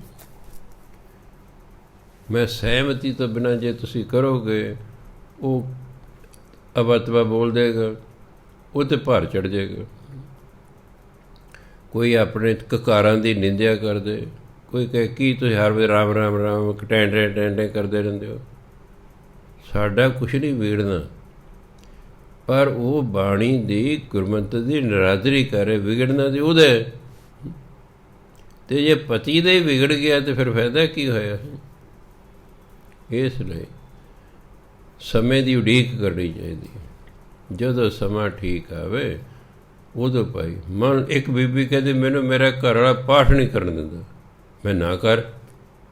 ਉਹ ਤੇਰੇ ਮੂਲ ਮੰਤਰ ਤੋਂ ਤਾਂ ਨਹੀਂ ਰੋਕ ਸਕਦਾ, ਤੂੰ ਮੂੰਹ 'ਚ ਮੂੰਹ 'ਚ ਕਰੀ ਚੱਲ, ਤੂੰ ਮੂੰਹ 'ਚ ਵਾਹਿਗੁਰੂ ਵਾਹਿਗੁਰੂ ਕਰੀ ਜਾ, ਮੂੰਹ 'ਚ ਮੂਲ ਮੰਤਰ ਜਪ ਕਰੀ ਜਾ, ਉਹ ਤਾਂ ਨਹੀਂ ਤੈਨੂੰ ਰੋਕ ਦੇਗਾ ਵੀ ਹੈ। ਜੇ ਤੂੰ ਬੁੱਲ ਹਿਲਾਏਂਗੀ ਤਾਂ ਤੈਨੂੰ ਪਤਾ ਲੱਗੂ ਵੀ ਇਹ 'ਚ ਨਾ ਬੁੱਲ ਹਿਲਾਓ ਦੇ ਸਾਹਮਣੇ, ਆਪੇ ਸਮਾਂ ਪਾ ਕੇ ਠੀਕ ਹੋ ਜਾਏਗਾ ਫਿਰ। ਸੋ ਕਈ ਵਾਰੀ ਕਈ ਮਜਬੂਰੀਆਂ ਹੁੰਦੀਆਂ ਨੇ, ਜਿਵੇਂ ਕਈ ਬੰਦੇ ਰਿਸ਼ਵਤ ਨਹੀਂ ਲੈਣਾ ਚਾਹੁੰਦੇ, ਪਰ ਆ ਕੇ ਮੇਰੇ ਕੋਲ ਮਜਬੂਰੀ ਦੱਸਦੇ ਨੇ ਵੀ ਬਾਬਾ ਜੀ ਸਾਡਾ ਜਿਉਣਾ ਹਰਾਮ ਇਹਨਾਂ ਲੋਕਾਂ ਨੇ ਕੀਤਾ ਹੋਇਆ। ਉੱਪਰਲੇ ਅਫਸਰ ਕਹਿੰਦੇ ਪੈਸੇ ਇਕੱਠੇ ਕਰੋ, ਪੈਸੇ ਲਿਆਓ। ਜੇ ਅਸੀਂ ਇਸ ਤਰ੍ਹਾਂ ਨਹੀਂ ਕਰਦੇ ਸਾਨੂੰ ਫਾਹੇ ਟੰਗੀ ਰੱਖਦੇ, ਕਦੇ ਕਿਤੇ ਭੇਜਦਾ, ਕਦੇ ਕਿਤੇ ਭੇਜਦਾ, ਟਿਕਣ ਨਹੀਂ ਦਿੰਦੇ। ਕਈ ਵਾਰੀ ਕਈ ਮਹਿਕਮੇ 'ਚ ਬੜਾ ਹੀ ਇਮਾਨਦਾਰ ਬੰਦੇ ਨੂੰ ਔਖਾ ਹੋ ਜਾਂਦਾ ਹੈ। ਪਰ ਚਲੋ ਜਿਸ ਤਰ੍ਹਾਂ ਵੀ ਹੋ ਸਕੇ ਪਰਮਾਤਮਾ ਦਾ ਨਾਮ ਜਪਦੇ ਰਹੋ। ਕੀ ਪਤਾ ਪਰਮਾਤਮਾ ਆਪੇ ਕੋਈ ਢੋਹ ਟਿਕਾ ਦੇਵੇ। ਸੋ ਗੁਰੂ ਮਹਾਰਾਜ ਕਹਿੰਦੇ ਨਿਤ ਨਿਤ ਦਈ ਸੰਭਾਲੀ ਹੈ। ਹਮੇਸ਼ਾ ਪਰਮਾਤਮਾ ਨੂੰ ਯਾਦ ਕਰਦੇ ਰਹਿਣਾ ਚਾਹੀਦਾ ਹੈ। ਮੂਲ ਨਾ ਮਨੋ ਵਿਸਾਰੀ ਹੈ। ਮੂਲ ਦਾ ਬਿਲਕੁਲ ਵੀ ਪਰਮਾਤਮਾ ਨੂੰ ਮਨ ਤੋਂ ਬਿਲਕੁਲ ਵੀ ਨਹੀਂ ਭੁਲਾਉਣਾ ਚਾਹੀਦਾ, ਉਹਨੂੰ ਹਮੇਸ਼ਾ ਯਾਦ ਰੱਖਣਾ ਚਾਹੀਦਾ। ਸੰਤਾਂ ਸੰਗਤ ਪਾਈਏ, ਜਿਹਨੂੰ ਸੰਤਾਂ ਦੀ ਸੰਗਤ ਮਿਲ ਜਾਂਦੀ ਹੈ, ਜਿਤ ਜਮ ਕੇ ਪੰਥ ਨ ਜਾਈਏ। ਜਿਹਨੂੰ ਸੰਤਾਂ ਦੀ ਸੰਗਤ ਮਿਲ ਜਾਂਦੀ ਉਹ ਜਮਾਂ ਦੇ ਰਾਹ 'ਤੇ ਜਾਂਦੇ ਹੀ ਨਹੀਂ ਹੈਗੇ। ਪਹਿਲੀ ਗੱਲ ਉਹਨੂੰ ਜਾਮ ਹੀ ਨਹੀਂ ਲੈਣ ਆਉਂਦੇ, ਕਿ ਜਿਹੜਾ ਸੰਤਾਂ ਦੀ ਸੰਗਤ ਕਰਦਾ ਉਹਦੇ ਨਾਮ ਜਪੂਗਾ। ਅਤੇ ਜਿਹੜਾ ਨਾਮ ਜਪਦਾ ਪਰਮਾਤਮਾ ਨੇ ਧਰਮਰਾਜ ਨੂੰ ਕਿਹਾ ਹੋਇਆ ਕਿ ਜਿਹੜਾ ਮੇਰਾ ਨਾਮ ਜਪਦਾ ਉੱਥੇ ਤੇਰੇ ਜਮ ਨਹੀਂ ਜਾਣੇ ਚਾਹੀਦੇ। ਇਸ ਲਈ ਨਾਮ ਜਪਣ ਜਮ ਲੈਣ ਹੀ ਨਹੀਂ ਆਉਂਦੇ। ਜਦੋਂ ਜਮਾਂ ਨੇ ਲੈਣ ਹੀ ਨਹੀਂ ਆਉਣਾ, ਅਸੀਂ ਫਿਰ ਜਮਾਂ ਦੇ ਰਾਹ 'ਤੇ ਜਾ ਕੇ ਵੀ ਕੀ ਕਰਨਾ। ਇਸ ਲਈ ਕਹਿੰਦੇ ਜਿਹਨੂੰ ਸੰਤਾਂ ਦੀ ਸੰਗਤ, ਗੁਰੂ ਦੀ ਸੰਗਤ ਪ੍ਰਾਪਤ ਹੋ ਜਾਂਦੀ ਹੈ, ਉਹ ਫਿਰ ਜਮਾਂ ਦੇ ਰਾਹ 'ਤੇ ਨਹੀਂ ਜਾਂਦੇ, ਪੰਥ ਰਸਤੇ ਨੂੰ ਕਹਿੰਦੇ। ਤੋਸ਼ਾ ਹਰ ਕਾ ਨਾਮ ਲੈ। ਹੇ ਇਨਸਾਨ ਤੂੰ ਪਰਮਾਤਮਾ ਦੇ ਨਾਮ ਦਾ ਧਨ ਇਕੱਠਾ ਕਰ। ਤੋਸ਼ਾ ਧਨ, ਤੂੰ ਪਰਮਾਤਮਾ ਦੇ ਨਾਮ ਦਾ ਧਨ ਇਕੱਠਾ ਕਰ। ਦੋ ਹੀ ਧਨ ਨੇ, ਇੱਕ ਪਰਮਾਤਮਾ ਦੇ ਨਾਮ ਦਾ ਧਨ, ਇੱਕ ਆ ਸੰਸਾਰਿਕ ਧਨ। ਸਿੱਖ ਨੂੰ ਦੋਨੋਂ ਧਨ ਹੀ ਚਾਹੀਦੇ ਨੇ, ਇੱਕ ਧਨ ਨਹੀਂ ਚਾਹੀਦਾ, ਦੋਨੋਂ ਧਨ ਚਾਹੀਦੇ ਨੇ। ਸੰਸਾਰਿਕ ਧਨ ਵੀ ਚਾਹੀਦਾ ਹੈ। ਸੰਸਾਰਿਕ ਧਨ ਤੋਂ ਬਿਨਾਂ ਸੰਸਾਰ ਦੀ ਕੋਈ ਚੀਜ਼ ਖਰੀਦੀ ਹੀ ਨਹੀਂ ਜਾ ਸਕਦੀ। ਇਸ ਲਈ ਸੰਸਾਰਿਕ ਧਨ ਵੀ ਚਾਹੀਦਾ ਹੈ। ਸਿਰਫ ਇੰਨੇ ਕਿ ਉਹ ਦਸਾਂ ਨੌਂ ਦੀ ਕਿਰਤ ਕਰਕੇ ਸੰਸਾਰਿਕ ਧਨ ਕਮਾਉਣਾ, ਇਹ ਸਿੱਖ ਨੂੰ ਹਦਾਇਤ ਹੈ। ਨਾਮ ਧਨ ਵੀ ਕਮਾਉਣਾ ਹੈ, ਕਿਉਂਕਿ ਸੰਸਾਰਿਕ ਧਨ ਇਸ ਲੋਕ ਵਿੱਚ ਜਿੰਨਾ ਚਿਰ ਅਸੀਂ ਜਿਉਂਦੇ ਹਾਂ ਇੱਥੇ ਸਹਾਇਤਾ ਕਰਦਾ ਹੈ, ਪਰ ਜਿਹੜਾ ਨਾਮ ਧਨ ਹੈ ਲੋਕ ਅਤੇ ਪ੍ਰਲੋਕ ਦੋਨਾਂ ਥਾਵਾਂ 'ਤੇ ਸਾਡੀ ਸਹਾਇਤਾ ਕਰਦਾ ਹੈ। ਇਸ ਲਈ ਸਿੱਖ ਨੂੰ ਗੁਰੂ ਨਾਨਕ ਦੇਵ ਜੀ ਦਾ ਹੁਕਮ ਹੈ ਕਿ ਤੂੰ ਸੰਸਾਰਿਕ ਧਨ ਵੀ ਕਮਾਉਣਾ ਹੈ, ਕਿਰਤ ਕਰੋ। ਤੂੰ ਨਾਮ ਧਨ ਵੀ ਕਮਾਉਣਾ ਹੈ, ਨਾਮ ਜਪੋ। ਦੋਨੋਂ ਗੱਲਾਂ ਗੁਰੂ ਨਾਨਕ ਦੇਵ ਜੀ ਨੇ ਸਿੱਖ ਨੂੰ ਕਹੀਆਂ। ਅਤੇ ਤੀਜੀ ਕਿਹਾ ਕਿ ਜੇ ਤੇਰੇ ਕੋਲ ਆਪਣੀ ਲੋੜ ਤੋਂ ਵੱਧ ਪੈਸਾ ਹੋਵੇ ਫਿਰ ਤੂੰ ਲੋੜਵੰਦਾਂ ਦੀ ਸਹਾਇਤਾ ਵੀ ਕਰਨੀ। ਸੋ ਗੁਰੂ ਮਹਾਰਾਜ ਕਹਿੰਦੇ ਤੋਸ਼ਾ ਹਰ ਕਾ ਨਾਮ ਲੈ। ਪਰਮਾਤਮਾ ਦੇ ਨਾਮ ਦਾ ਧਨ ਇਕੱਠਾ ਕਰ। ਤੇਰੇ ਕੁਲਹਿ ਨਾ ਲਾਗੈ ਗਾਲ ਜੀਓ। ਕੁਲਹਿ ਹੁੰਦਾ ਕੁਲ ਨੂੰ, ਖਾਨਦਾਨ ਨੂੰ, ਗਾਲ ਹੁੰਦਾ ਕਲੰਕ। ਤੇਰੇ ਖਾਨਦਾਨ ਨੂੰ ਕੋਈ ਕਲੰਕ ਨਹੀਂ ਲੱਗੇਗਾ। ਕਈ ਵਾਰ ਸਾਡੀ ਕਿਸੇ ਗਲਤੀ ਕਾਰਨ ਸਾਰੇ ਖਾਨਦਾਨ ਨੂੰ ਕਲੰਕ ਲੱਗ ਜਾਂਦਾ। ਪਾਕਿਸਤਾਨ ਪਿਤਾ ਜੀ ਰਹਿੰਦੇ ਸਨ, ਸੱਥ ਜਿਵੇਂ ਆਪਣੇ ਜਿੱਥੇ ਖੁੱਲ੍ਹਾ ਜਿਹਾ ਥਾਂ ਹੁੰਦਾ ਉੱਥੇ ਬੈਠੇ ਨੇ ਕਈ ਬੰਦੇ। ਕੋਲੋਂ ਇੱਕ ਮੱਝ ਲੰਘੀ ਹੈ, ਉਹਨੇ ਉੱਥੇ ਆ ਕੇ ਗੋਹਾ ਕਰਤਾ। ਇੱਕ ਕਹਿੰਦਾ ਵੀ ਜਿਹੜਾ ਪਾਈਆ ਗੋਹਾ ਖਾਏਗਾ ਮੈਂ ਉਹਨੂੰ 100 ਰੁਪਈਆ ਦੇਵਾਂਗਾ। ਨਾ ਸਜੇ, ਮੈਂ ਉਹਨੂੰ 2 ਰੁਪਈਏ ਦੇਵਾਂਗਾ। ਉਸ ਜ਼ਮਾਨੇ 'ਚ 2 ਰੁਪਈਏ ਬਹੁਤ ਹੁੰਦੇ ਸੀ। 2 ਰੁਪਏ ਦੀ 40 ਕਿੱਲੋ ਕਣਕ ਆਉਂਦੀ ਹੁੰਦੀ ਸੀ। ਕਹਿੰਦਾ ਮੈਂ 2 ਰੁਪਈਏ ਦੇਵਾਂਗਾ। ਇੱਕ ਕਹਿੰਦਾ ਮੈਂ ਖਾ ਲੈਂਦਾ, ਪਰ ਪਹਿਲਾਂ ਇਹਨੂੰ 2 ਰੁਪਈਏ ਫੜਾ ਦੇ, ਤਾਂ ਮੈਂ ਇਹ ਨਾ ਮਗਰ ਤੂੰ ਮੈਨੂੰ ਦੇਵੇਂ ਨਾ। ਉਹਨੇ 2 ਰੁਪਏ ਕੱਢੇ ਨਾਲ ਦੇ ਦਿੱਤੇ, ਕਹਿੰਦੇ ਭਾਈ ਜੇ ਖਾ ਗਿਆ ਤੈਨੂੰ ਦੇ ਦੇ। ਉਹਨੇ ਗੋਹਾ ਚੱਕਿਆ, ਸਾਹਮਣੇ ਦੁਕਾਨਦਾਰ ਸੀ, ਪਾਈਆ ਤਲਵਾ ਲਿਆ, ਤਲ ਕੇ ਉਹ ਥੋੜ੍ਹਾ ਕਰਕੇ ਸਾਰਾ ਖਾ ਗਿਆ। ਚਲੋ 2 ਰੁਪਏ ਲੈ ਕੇ ਸਾਰੇ ਪਿੰਡ 'ਚ ਪ੍ਰਸਿੱਧ ਹੋ ਗਏ ਵੀ ਫਲਾਣੇ ਨੇ ਗੋਹਾ ਖਾਧਾ। ਹੌਲੀ ਹੌਲੀ ਉਹਨਾਂ ਦਾ ਨਾਮ ਹੀ ਗੋਹੇ ਖਾਣਾ ਹੋ ਗਿਆ।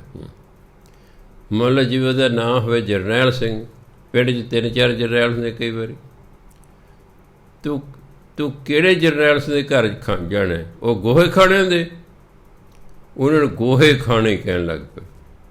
ਉਹ ਇੰਡੀਆ 'ਚ ਆ ਗਏ, ਉਸੇ ਪਿੰਡ ਦੇ ਲੋਕ ਉਸੇ ਪਿੰਡ 'ਚ ਆ ਕੇ ਵੱਸ ਗਏ ਹਿੰਦੁਸਤਾਨ 'ਚ ਵੀ, ਉੱਥੇ ਵੀ ਉਹਨਾਂ ਨੂੰ ਗੋਹੇ ਖਾਣਾ ਕਹਿਣ ਲੱਗ ਪਏ।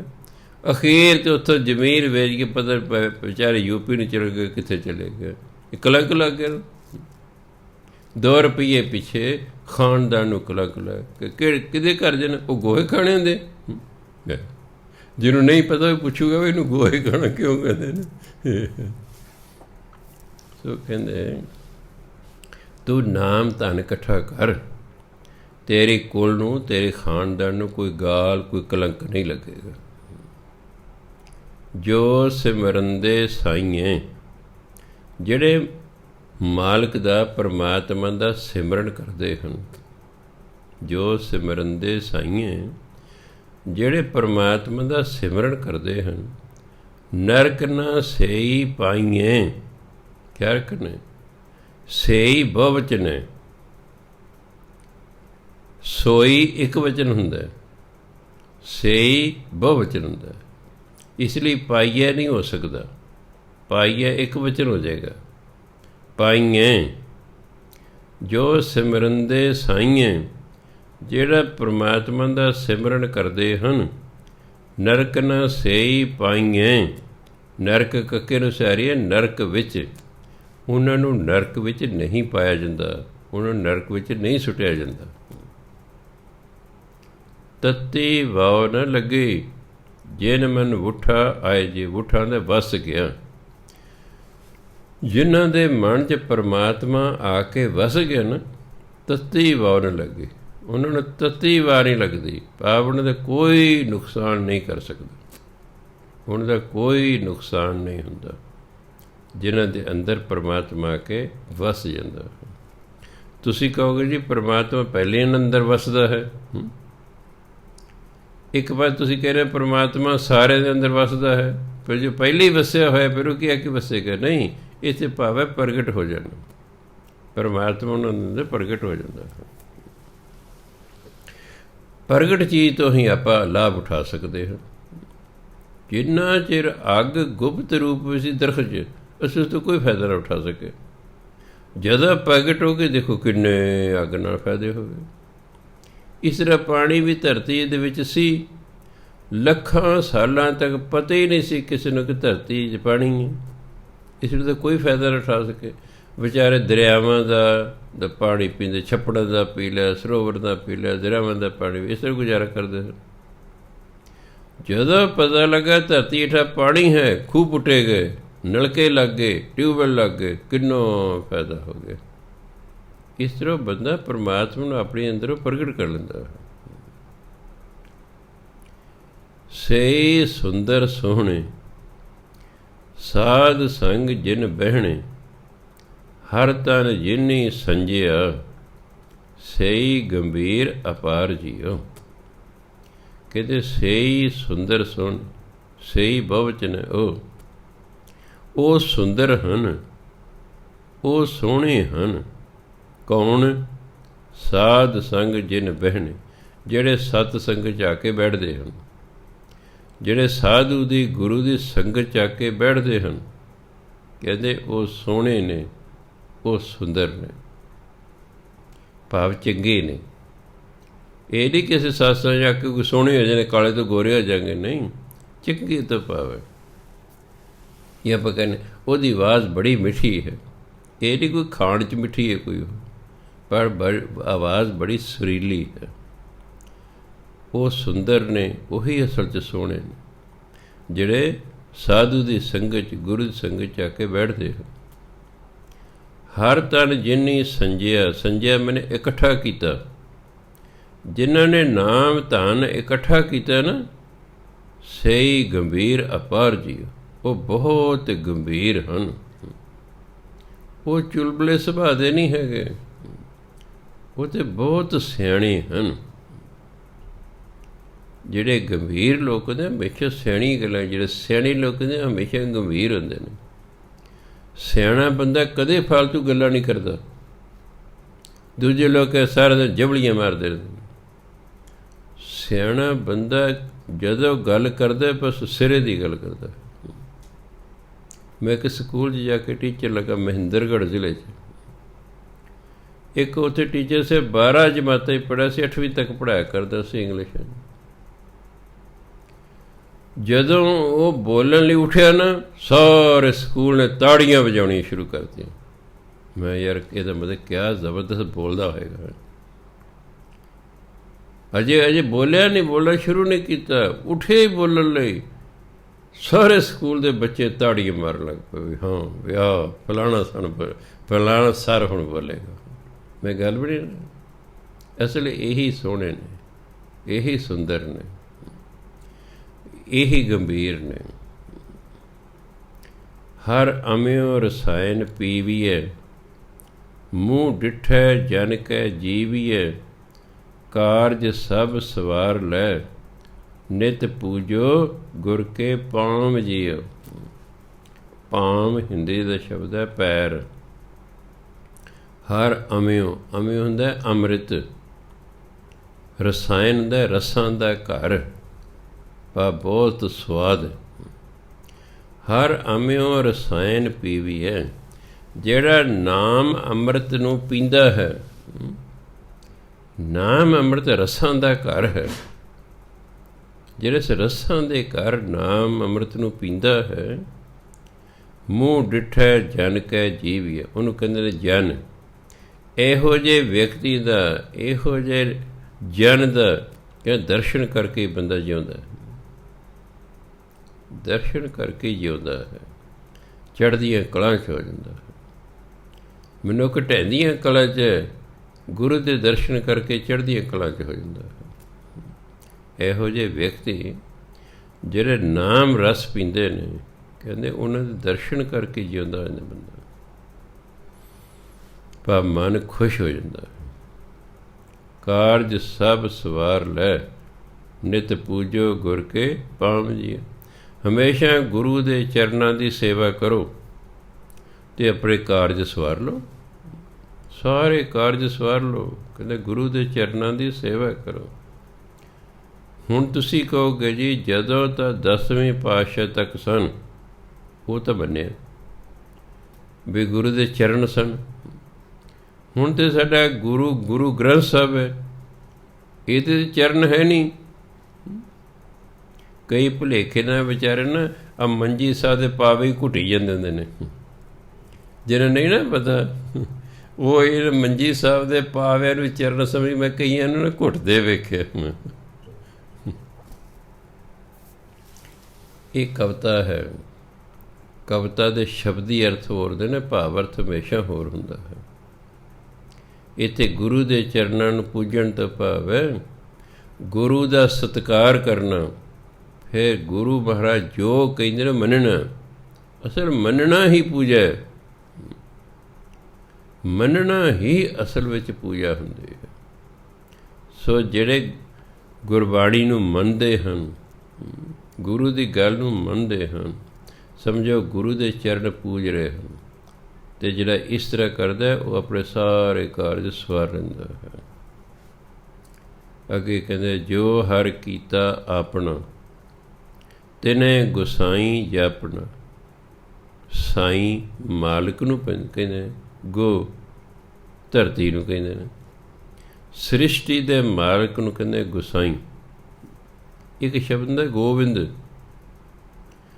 ਗੋਬਿੰਦ ਸੰਸਕ੍ਰਿਤ ਦਾ ਸ਼ਬਦ ਹੈ ਗੋਵਿੰਦ। ਗੋ ਮੈਨੇ ਸ੍ਰਿਸ਼ਟੀ, ਵਿੰਦ ਹੁੰਦਾ ਜਾਣਨ ਵਾਲਾ। ਜਿਹੜਾ ਸ੍ਰਿਸ਼ਟੀ ਨੂੰ ਜਾਣਦਾ ਹੈ, ਗੋਵਿੰਦ ਤੋਂ ਫਿਰ ਪੰਜਾਬੀ ਬਣਾ ਲਿਆ ਗੋਬਿੰਦ। ਅਤੇ ਗੋਸਾਈ ਦਾ ਮਤਲਬ ਜਿਹੜਾ ਸ੍ਰਿਸ਼ਟੀ ਦਾ ਮਾਲਕ ਹੈ। ਤਿਨੇ ਗੁਸਾਈ ਜਾਪਣਾ। ਸੋ ਸੂਰਾ ਪ੍ਰਧਾਨ ਸੋ, ਮਸਤਕ ਜਿਸ ਦਾ ਭਾਗ ਜੀਓ। ਕਹਿੰਦੇ ਜੋ ਹਰ ਕੀਤਾ ਆਪਣਾ, ਪਰਮਾਤਮਾ ਨੇ ਜਿਸ ਨੂੰ ਆਪਣਾ ਬਣਾ ਲਿਆ ਨਾ, ਤਿਨੇ ਗੁਸਾਈ ਜਪਣ, ਉਹ ਤਾਂ ਫਿਰ ਪਰਮਾਤਮਾ ਦਾ ਨਾਮ ਵੀ ਜਪਦਾ ਰਹਿੰਦਾ ਹੈ। ਜਿਹਨੂੰ ਪਰਮਾਤਮਾ ਆਪਣਾ ਬਣਾ ਲੈਂਦਾ ਹੈ, ਉਹ ਫਿਰ ਪਰਮਾਤਮਾ ਦਾ ਨਾਮ ਜਪਦਾ ਹੀ ਰਹਿੰਦਾ। ਸੋ ਸੂਰਾ ਪ੍ਰਧਾਨ ਸੋ, ਉਹੀ ਸੂਰਮਾ ਹੈ, ਉਹੀ ਮੁਖੀਆ ਹੈ, ਪ੍ਰਧਾਨ ਹੈ। ਮਸਤਕ ਜਿਸ ਦਾ ਭਾਗ ਜਿਉ, ਜਿਹਦੇ ਮੱਥੇ 'ਤੇ ਚੰਗੀ ਕਿਸਮਤ ਲਿਖੀ ਹੋਈ ਹੈ, ਜਿਹਦੇ ਮੱਥੇ 'ਤੇ ਨਾਮ ਜਪਣਾ ਲਿਖਿਆ ਹੋਇਆ ਹੈ। ਉਂਝ ਨਹੀਂ ਕੋਈ ਜਪਦਾ।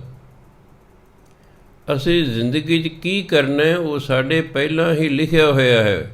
ਜੋ ਲਿਖਿਆ ਹੋਇਆ ਉਹਨੂੰ ਹੀ ਕਿਸਮਤ ਕਹਿੰਦੇ ਨੇ।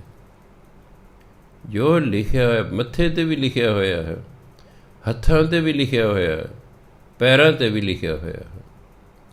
ਜੋ ਮੱਥੇ 'ਤੇ ਲਿਖੇ ਨੂੰ ਪੜ੍ਹਦੇ ਨੂੰ ਕਹਿੰਦੇ ਫੇਸ ਰੀਡਰ, ਉਹਨੂੰ ਕਹਿੰਦੇ ਫੇਸ ਰੀਡਰ। ਉਹਦੇ ਸਾਹਮਣੇ ਬਹਿ ਜਾਓ, ਉਹ ਤੁਹਾਡੇ ਚਿਹਰੇ ਨੂੰ ਪੜ੍ਹ ਪੜ੍ਹ ਕੇ ਦੱਸੀ ਜਾਵੇਗਾ। ਚਿਹਰਾ ਦੇਖੀ ਜਾਏਗਾ, ਤੁਹਾਨੂੰ ਦੱਸੀ ਜਾਏਗਾ ਤੁਹਾਡੀ ਕਿਸਮਤ। ਕਈ ਹੱਥ ਦੀਆਂ ਰੇਖਾਵਾਂ ਨੂੰ ਵੇਖਦੇ ਨੇ ਜੋਤਸ਼ੀ, ਉਹ ਹੱਥ ਦੀਆਂ ਰੇਖਾਵਾਂ ਵੇਖ ਕੇ ਤੁਹਾਡੀ ਕਿਸਮਤ ਦੱਸਦੇ ਨੇ। ਕਈ ਪੈਰਾਂ ਦੀਆਂ ਤਲੀਆਂ ਦੀ ਰੇਖਾਵਾਂ ਵੇਖ ਕੇ ਤੁਹਾਡੀ ਕਿਸਮਤ ਦੱਸਦੇ ਹਨ। ਮਨੁੱਖ ਨੇ ਕੀ ਬਣਨਾ ਉਹ ਪਹਿਲਾਂ ਹੀ ਲਿਖਿਆ ਹੋਇਆ ਹੈ। ਬਸ ਸਾਨੂੰ ਨਾ ਪਤਾ ਹੋਣ ਕਾਰਨ ਅਸੀਂ ਫਿਰ ਧੱਕੇ ਧੋੜ ਜੇ ਖਾਈ ਜਾਂਦੇ। ਜੋ ਅਸੀਂ ਬਣਨਾ ਉਹ ਤਾਂ ਪਹਿਲੇ ਲਿਖਿਆ ਹੋਇਆ ਹੈ। ਸਾਡਾ ਸੁਭਾਅ, ਸਾਡੀਆਂ ਆਦਤਾਂ ਉਸ ਲਿਖਤ ਦੇ ਅਨੁਸਾਰ ਹੋ ਜਾਂਦੀਆਂ ਹਨ। ਇਸ ਲਈ ਬਚਪਨ ਤੋਂ ਹੀ ਪਤਾ ਲੱਗਦਾ ਇਸ ਬੱਚੇ ਨੇ ਕੀ ਬਣਨਾ। ਹੋਣਹਾਰ ਬਿਰਵਾਨ ਕੇ ਚਿਕਨੇ ਚਿਕਨੇ ਪਾਤ, ਹਿੰਦੀ ਵਾਲੇ ਕਹਿੰਦੇ। ਬਿਰਵਾ ਕਹਿੰਦੇ ਦਰਖਤ। ਹੋਣਹਾਰ ਬਿਰਵਾਨ ਕੇ, ਜਿਹੜੇ ਚੰਗੇ ਦਰਖਤ, ਜਿਹਨੇ ਵਧੀਆ ਦਰਖਤ ਬਣਨਾ ਨਾ, ਚਿਕਨੇ ਚਿਕਨੇ ਪਾਤ, ਉਹਨਾਂ ਦੇ ਪੱਤੇ ਚੀਕਣੇ ਹੁੰਦੇ ਨੇ। ਅਤੇ ਜਿਹੜਾ ਦੇਸੀ ਹੈ ਦਰਖਤ ਦੇ ਪੱਤੇ ਖੁਰਦੇ ਹੋਣਗੇ ਹਮੇਸ਼ਾ, ਉਹਦੇ ਖੁਰਦੇ ਰਹਿੰਦੇ ਨੇ। ਉਹਦੇ ਪੱਤਿਆਂ ਤੋਂ ਹੀ ਪਤਾ ਲੱਗਦਾ ਇਹ ਦਰਖਤ ਵੱਡਾ ਕਿ ਵਧੀਆ ਹੋਏਗਾ ਕਿ ਐਵੇਂ ਦੇਸੀ ਮਾਲ ਹੋਏਗਾ। ਇਸ ਲਈ ਬਚਪਨ ਤੋਂ ਹੀ ਪਤਾ ਲੱਗ ਜਾਂਦਾ ਹੈ। ਜਦੋਂ ਨੌਵੇਂ ਪਾਤਸ਼ਾਹ ਪੈਦਾ ਹੋਏ, ਛੇਵੇਂ ਪਾਤਸ਼ਾਹ ਨੂੰ ਦਰਸ਼ਨ ਕਰਾਏ, ਕਿਉਂਕਿ ਨੌਵੇਂ ਪਾਤਸ਼ਾਹ ਛੇਵੇਂ ਪਾਤਸ਼ਾਹ ਦੇ ਸਾਹਿਬਜ਼ਾਦੇ ਸਨ।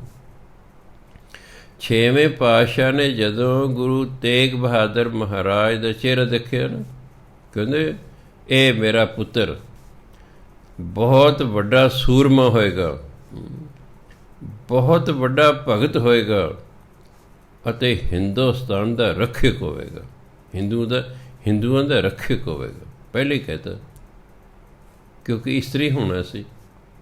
ਉਹ ਲਿਖਿਆ ਹੋਇਆ ਸੀ ਮੱਥੇ 'ਤੇ, ਉਹਨੇ ਮੱਥੇ ਜੋ ਲਿਖਿਆ ਸੀ ਪੜ੍ਹ ਕੇ ਦੱਸ ਵਿਆਹ ਬਣੇਗਾ।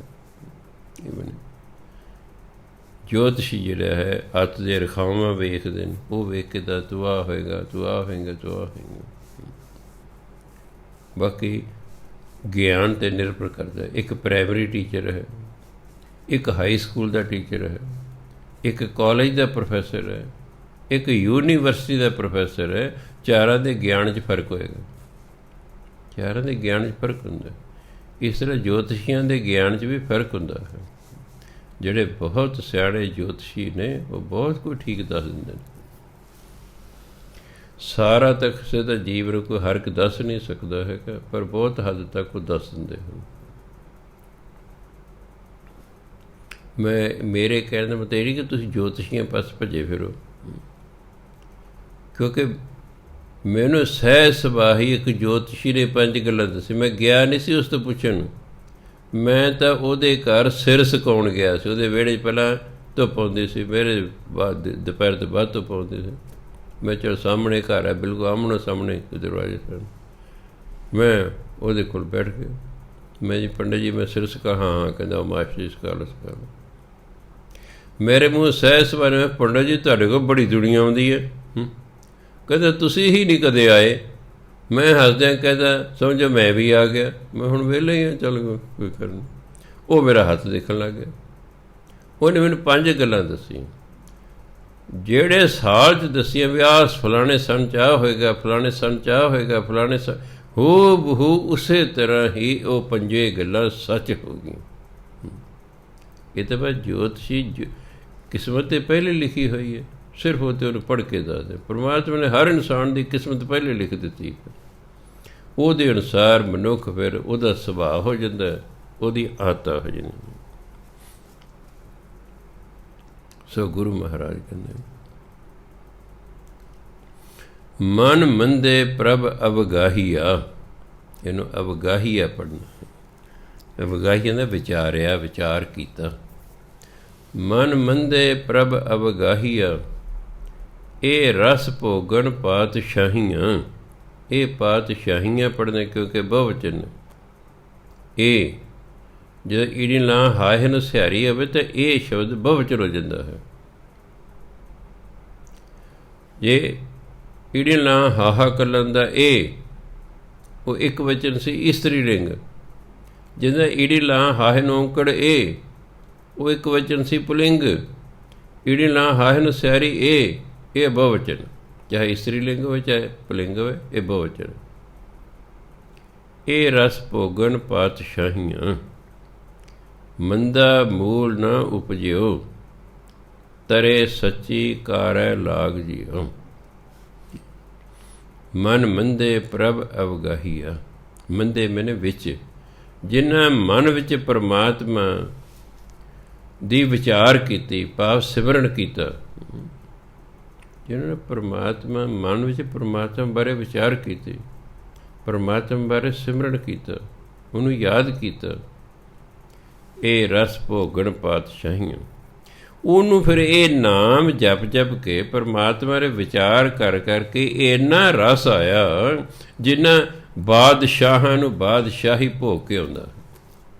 ਜਿਵੇਂ ਰਾਜਿਆਂ ਨੂੰ ਰਾਜ ਭੋਗ ਕੇ ਆਨੰਦ ਆਉਂਦਾ ਨਾ, ਇਹ ਮਨੁੱਖ ਨੂੰ ਇੰਨਾ ਆਨੰਦ ਆਉਂਦਾ ਪਰਮਾਤਮਾ ਬਾਰੇ ਵਿਚਾਰ ਕਰਕੇ, ਜਿਹੜੇ ਮਨ 'ਚ ਪਰਮਾਤਮਾ ਨੂੰ ਯਾਦ ਕਰਦੇ ਰਹਿੰਦੇ। ਮੰਦਾ ਮੂਲ ਨਾ ਉਪਜੋ, ਉਹਨਾਂ ਦੇ ਮਨ 'ਚ ਕਦੇ ਬੁਰਾਈ ਪੈਦਾ ਹੀ ਨਹੀਂ ਹੁੰਦੀ। ਜਿਹੜੇ ਮਨ 'ਚ ਹਮੇਸ਼ਾ ਪਰਮਾਤਮਾ ਬਾਰੇ ਸੋਚਦੇ ਰਹਿੰਦੇ ਹਨ, ਪਰਮਾਤਮਾ ਦਾ ਨਾਮ ਜਪਦੇ ਰਹਿੰਦੇ ਹਨ, ਉਹਨਾਂ ਦੇ ਮਨ 'ਚ ਕਦੇ ਮੂਲ ਨਾ ਬਿਲਕੁਲ ਵੀ ਮੰਦਾ ਪਾ ਬੁਰਾਈ, ਉਹਨਾਂ ਦੇ ਮਨ 'ਚ ਬਿਲਕੁਲ ਵੀ ਬੁਰਾਈ ਪੈਦਾ ਹੀ ਨਹੀਂ ਹੁੰਦੀ। ਨਾ ਮਨ 'ਚ ਬੁਰਾਈ ਆਵੇ, ਨਾ ਉਹ ਬੁਰੇ ਕੰਮ ਕਰੇ। ਬੁਰਾ ਕੰਮ ਕਰਨ ਤੋਂ ਪਹਿਲਾਂ ਮਨ ਵਿੱਚ ਬੁਰਾਈ ਦਾ ਖਿਆਲ ਆਉਂਦਾ, ਹਮੇਸ਼ਾ ਯਾਦ ਰੱਖਿਓ। ਅਸੀਂ ਜੋ ਵੀ ਕੰਮ ਕਰਨ ਲੱਗੇ ਨਾ, ਸਾਨੂੰ ਪਹਿਲਾਂ ਉਸ ਕੰਮ ਦਾ ਖਿਆਲ ਆਵੇ, ਫਿਰ ਅਸੀਂ ਉਹ ਕੰਮ ਕਰਦੇ। ਅਗਰ ਬੁਰੇ ਖਿਆਲ ਆਈ ਜਾ ਰਹੇ ਨੇ, ਸਾਨੂੰ ਆਈ ਜਾ ਰਹੇ ਨੇ, ਇੱਕ ਦਿਨ ਅਸੀਂ ਬੁਰਾ ਕੰਮ ਕਰ ਬੈਠਾਂਗੇ, ਕਿਉਂਕਿ ਖਿਆਲ ਆ ਰਹੇ ਨੇ। ਜਿਹੜਾ ਹਰ ਵਕਤ ਨਾਮ ਜਪਦਾ, ਜਿਹੜਾ ਹਰ ਵਕਤ ਪਰਮਾਤਮਾ 'ਤੇ ਵਿਚਾਰ ਕਰਦਾ ਰਹਿੰਦਾ, ਉਹਦੇ ਮਨ 'ਚ ਬੁਰਾਈ ਪੈਦਾ ਹੀ ਨਹੀਂ ਹੁੰਦੀ, ਕੋਈ ਬੁਰਾ ਖਿਆਲ ਆਉਂਦਾ ਹੀ ਨਹੀਂ। ਤਰੇ ਸੱਚੀ ਕਾਰੈ ਲਾਗ ਜੀਓ, ਸੱਚੀ ਕਾਰ ਹੈ ਨਾਮ ਜਪਣ ਦਾ ਕੰਮ। ਉਹ ਸੱਚੀ ਕਾਰ ਕਰਕੇ, ਭਾਵ ਨਾਮ ਜਪ ਜਪ ਕੇ ਉਹ ਤਰ ਜਾਂਦੇ ਹਨ। ਉਹ ਇਸ ਭਾਵ ਸਾਗਰ ਡੁੱਬਦੇ ਨਹੀਂ, ਇਸ ਭਾਵ ਸਾਗਰ ਤੋਂ ਤਰ ਜਾਂਦੇ। ਅੱਗੇ ਕਹਿੰਦੇ ਕਰਤਾ ਮਨ ਵਸਾਇਆ, ਇਹਨੂੰ ਮਨ ਵਸਾਇਆ ਨਹੀਂ ਪੜ੍ਹਨਾ, ਮਨ ਵਿੱਚ। ਕਰਤਾ ਮਨ ਵਸਾਇਆ, ਜਨਮੇ ਕਾ ਫਲ ਪਾਇਆ, ਮਨ ਭਵੰਦਾ ਕੰਤ ਹਰ, ਤੇਰਾ ਥਿਰ ਹੋਆ ਸੁਹਾਗ ਜੀਓ। ਕਰਤਾ ਮਨ ਵਸਾਇਆ, ਜਿਸ ਨੇ ਪਰਮਾਤਮਾ ਨੂੰ ਮਨ 'ਚ ਵਸਾ ਲਿਆ ਨਾ, ਜਨਮੇ ਕਾ ਫਲ ਪਾਇਆ, ਸਮਝੋ ਇਸ ਨੂੰ ਮਨੁੱਖਾ ਜੀਵਨ ਦਾ ਫਲ ਪ੍ਰਾਪਤ ਹੋ ਗਿਆ। ਮਨੁੱਖਾ ਜੀਵਨ ਦਾ ਫਲ ਕੀ ਹੈ? ਪਰਮਾਤਮਾ ਦੀ ਪ੍ਰਾਪਤੀ ਕਰਨਾ। ਅਤੇ ਜਿਨ੍ਹਾਂ ਨੇ ਪਰਮਾਤਮਾ ਨੂੰ ਮਨ 'ਚ ਹੀ ਵਸਾ ਲਿਆ, ਹੁਣ ਤਾਂ ਮਨੁੱਖਾ ਜੀਵਨ ਦਾ ਫਲ ਪ੍ਰਾਪਤ ਹੋ ਗਿਆ। ਮਨ ਭਵੰਦਾ ਕੰਤ ਹਰ, ਉਹ ਪਰਮਾਤਮਾ ਉਹਦਾ ਕੰਤ ਹੈ, ਪਤੀ ਹੈ। ਉਹ ਪਰਮਾਤਮਾ ਜੋ ਉਹਦਾ ਪਤੀ ਹੈ, ਉਸ ਨੂੰ ਮਨ ਵਿੱਚ ਚੰਗਾ ਲੱਗਦਾ ਹੈ। ਅਤੇ ਜਿਸ ਨੂੰ ਪਰਮਾਤਮਾ ਮਨ 'ਚ ਚੰਗਾ ਲੱਗੇ ਨਾ, ਜਿਹੜਾ ਪਰਮਾਤਮਾ ਨੂੰ ਪਤੀ ਸਮਝੇ, ਤੇਰਾ ਥਿਰ ਹੋਆ ਸੁਹਾਗ ਜੀਓ, ਹੈ ਜੀਵ ਇਸਤਰੀ ਤੇਰਾ ਸੁਹਾਗ ਤੇ ਸਦਾ ਰਹਿਣ ਵਾਲਾ ਦੇਗਾ। ਕਿ ਜਿਹਦਾ ਪਤੀ ਪਰਮਾਤਮਾ ਹੈ, ਪਰਮਾਤਮਾ ਅਵਿਨਾਸ਼ੀ ਹੈ, ਉਹਨੇ ਤਾਂ ਮਰਨਾ ਹੀ ਨਹੀਂ ਹੈ, ਅਤੇ ਉਹ ਜੀਵ ਇਸਤਰੀ ਹਮੇਸ਼ਾ ਸੁਹਾਗਣ ਰਹਿੰਦੀ ਹੈ ਜਿਹੜੀ ਪਰਮਾਤਮਾ ਨੂੰ ਪਤੀ ਮੰਨ ਲੈਂਦੀ ਹੈ। ਸੰਸਾਰਿਕ ਪਤੀ ਤੇ ਪਤਨੀ ਤੋਂ ਪਹਿਲਾਂ ਮਰ ਸਕਦੇ ਨੇ, ਪਰ ਪਰਮਾਤਮਾ ਨੂੰ ਤਾਂ ਮਰਨਾ ਹੀ ਨਹੀਂ ਹੈ, ਉਹ ਤਾਂ ਸਦਾ ਰਹਿਣ ਵਾਲਾ ਸੁਹਾਗ ਹੈ। ਅਟਾਲ ਪਦਾਰਥ ਪਾਇਆ, ਇਹਨੂੰ ਅਟਲ ਨਹੀਂ ਪੜ੍ਹਨਾ। ਟਾਲ ਦਾ ਵਿਰੋਧੀ ਸ਼ਬਦ ਹੈ ਅਟਾਲ। ਇਹਨੂੰ ਅਟਲ ਵੀ ਨਹੀਂ ਪੜ੍ਹਦੇ, ਟੈਂਕ ਤੇ ਅੱਧ ਲੱਖ ਵੀ ਨਹੀਂ ਬੋਲਦੇ ਨਾ। ਟਲ, ਉਹ ਇੱਥੋਂ ਟਲ ਗਿਆ ਜੀ, ਆ ਰਿਹਾ ਸੀ ਪਰ ਉਹ ਟਲ ਗਿਆ, ਪਰਾਂ ਚਲੇ ਗਿਆ। ਹਨੇਰੀ ਦਿਸਵੇ ਆ ਰਹੀ ਹੈ ਹਨੇਰੀ, ਪਰ ਕਈ ਵਾਰ ਦੂਜੇ ਪਾਸੇ ਨੂੰ ਚਲੇ ਆੜ ਕੇ ਹਨੇਰੀ ਟਲ ਗਈ ਹੈ ਜੀ। ਅਟਾਲ ਜਿਹੜਾ ਟਲੇ ਹੀ ਨਾ, ਅਟਾਲ ਪਦਾਰਥ ਪਾਇਆ। ਅਟਾਲ ਪਦਾਰਥ ਕੀ ਹੈ? ਪਰਮਾਤਮਾ ਦਾ ਨਾਮ। ਭੈ ਭੰਜਨ ਕੀ ਸ਼ਰਨਾਇਆ, ਭੈ ਭੰਜਨ ਡਰ ਨੂੰ ਦੂਰ ਕਰਨ ਵਾਲਾ ਪਰਮਾਤਮਾ। ਜਿਹੜਾ ਡਰ ਨੂੰ ਦੂਰ ਕਰਨ ਵਾਲਾ ਪਰਮਾਤਮਾ ਦੀ ਸ਼ਰਨ ਵਿੱਚ ਆ ਜਾਂਦਾ ਨਾ, ਅਟਾਲ ਪਦਾਰਥ ਪਾਇਆ, ਉਹਨੂੰ ਸਦਾ ਰਹਿਣ ਵਾਲਾ ਪਦਾਰਥ ਭਾਵ ਨਾਮ ਪ੍ਰਾਪਤ ਹੋ ਜਾਂਦਾ ਹੈ। ਨਾਮ ਐਸਾ ਪਦਾਰਥ ਜਿਹਨੇ ਸਦਾ ਰਹਿਣਾ ਹੈ, ਅਟਾਲ ਸਦਾ ਰਹਿਣ ਵਾਲਾ। ਭੈ ਭੰਜਨ ਪਰਮਾਤਮਾ, ਪਰਮਾਤਮਾ ਡਰ ਦਾ ਨਾਸ਼ ਕਰਨ ਵਾਲਾ ਹੈ। ਜਿਹੜਾ ਪਰਮਾਤਮਾ ਦੀ ਸ਼ਰਨ 'ਚ ਆ ਗਿਆ, ਉਹਨੂੰ ਸਦਾ ਰਹਿਣ ਵਾਲਾ ਨਾਮ ਪਦਾਰਥ ਪ੍ਰਾਪਤ ਹੋ ਜਾਂਦਾ ਹੈ। ਫਿਰ ਪਰਮਾਤਮਾ ਇਹੋ ਜਿਹੇ ਨੂੰ ਕੀ ਕਰਦਾ? ਲਾਏ ਅੰਚਲ ਨਾਨਕ ਤਾਰਿਅਨ। ਅੰਚਲ ਹੁੰਦਾ ਪੱਲੇ ਨਾਲ, ਅੰਚਲ ਪੱਲੇ ਨੂੰ ਕਹਿੰਦੇ, ਲੜ ਲਾ ਕੇ। ਪਰਮਾਤਮਾ ਨੂੰ ਆਪਣੇ ਪੱਲੇ ਨਾਲ ਲਾ ਕੇ, ਆਪਣੇ ਲੜ ਲਾ ਕੇ ਉਹਨੂੰ ਇਸ ਭਵ ਸਾਗਰ ਤੋਂ ਤਾਰ ਦਿੰਦਾ ਹੈ। ਤਾਰਿਅਨ ਜਿੱਤਾ ਜਨਮ ਅਪਾਰ ਜੀ, ਅਤੇ ਉਸ ਮਨੁੱਖਾ ਜੀਵਨ ਦੀ ਬਾਜ਼ੀ ਨੂੰ ਜਿੱਤ ਜਾਂਦਾ ਹੈ।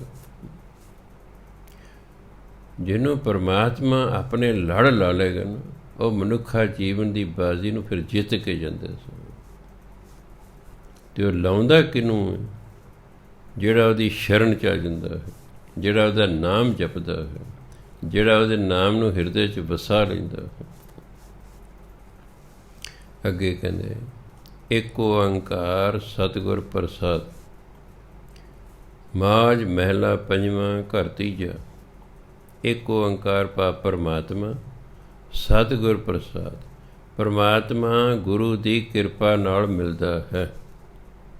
ਪੰਚਮ ਪਾਤਸ਼ਾਹ ਕਹਿੰਦੇ ਹਰ ਜਪ ਜਪੇ ਮਨ ਧੀਰੇ ਰਹੋ, ਸਿਮਰ ਸਿਮਰ ਗੁਰਦੇਵ ਮਿਟ ਗਏ ਭੈ ਦੂਰੇ।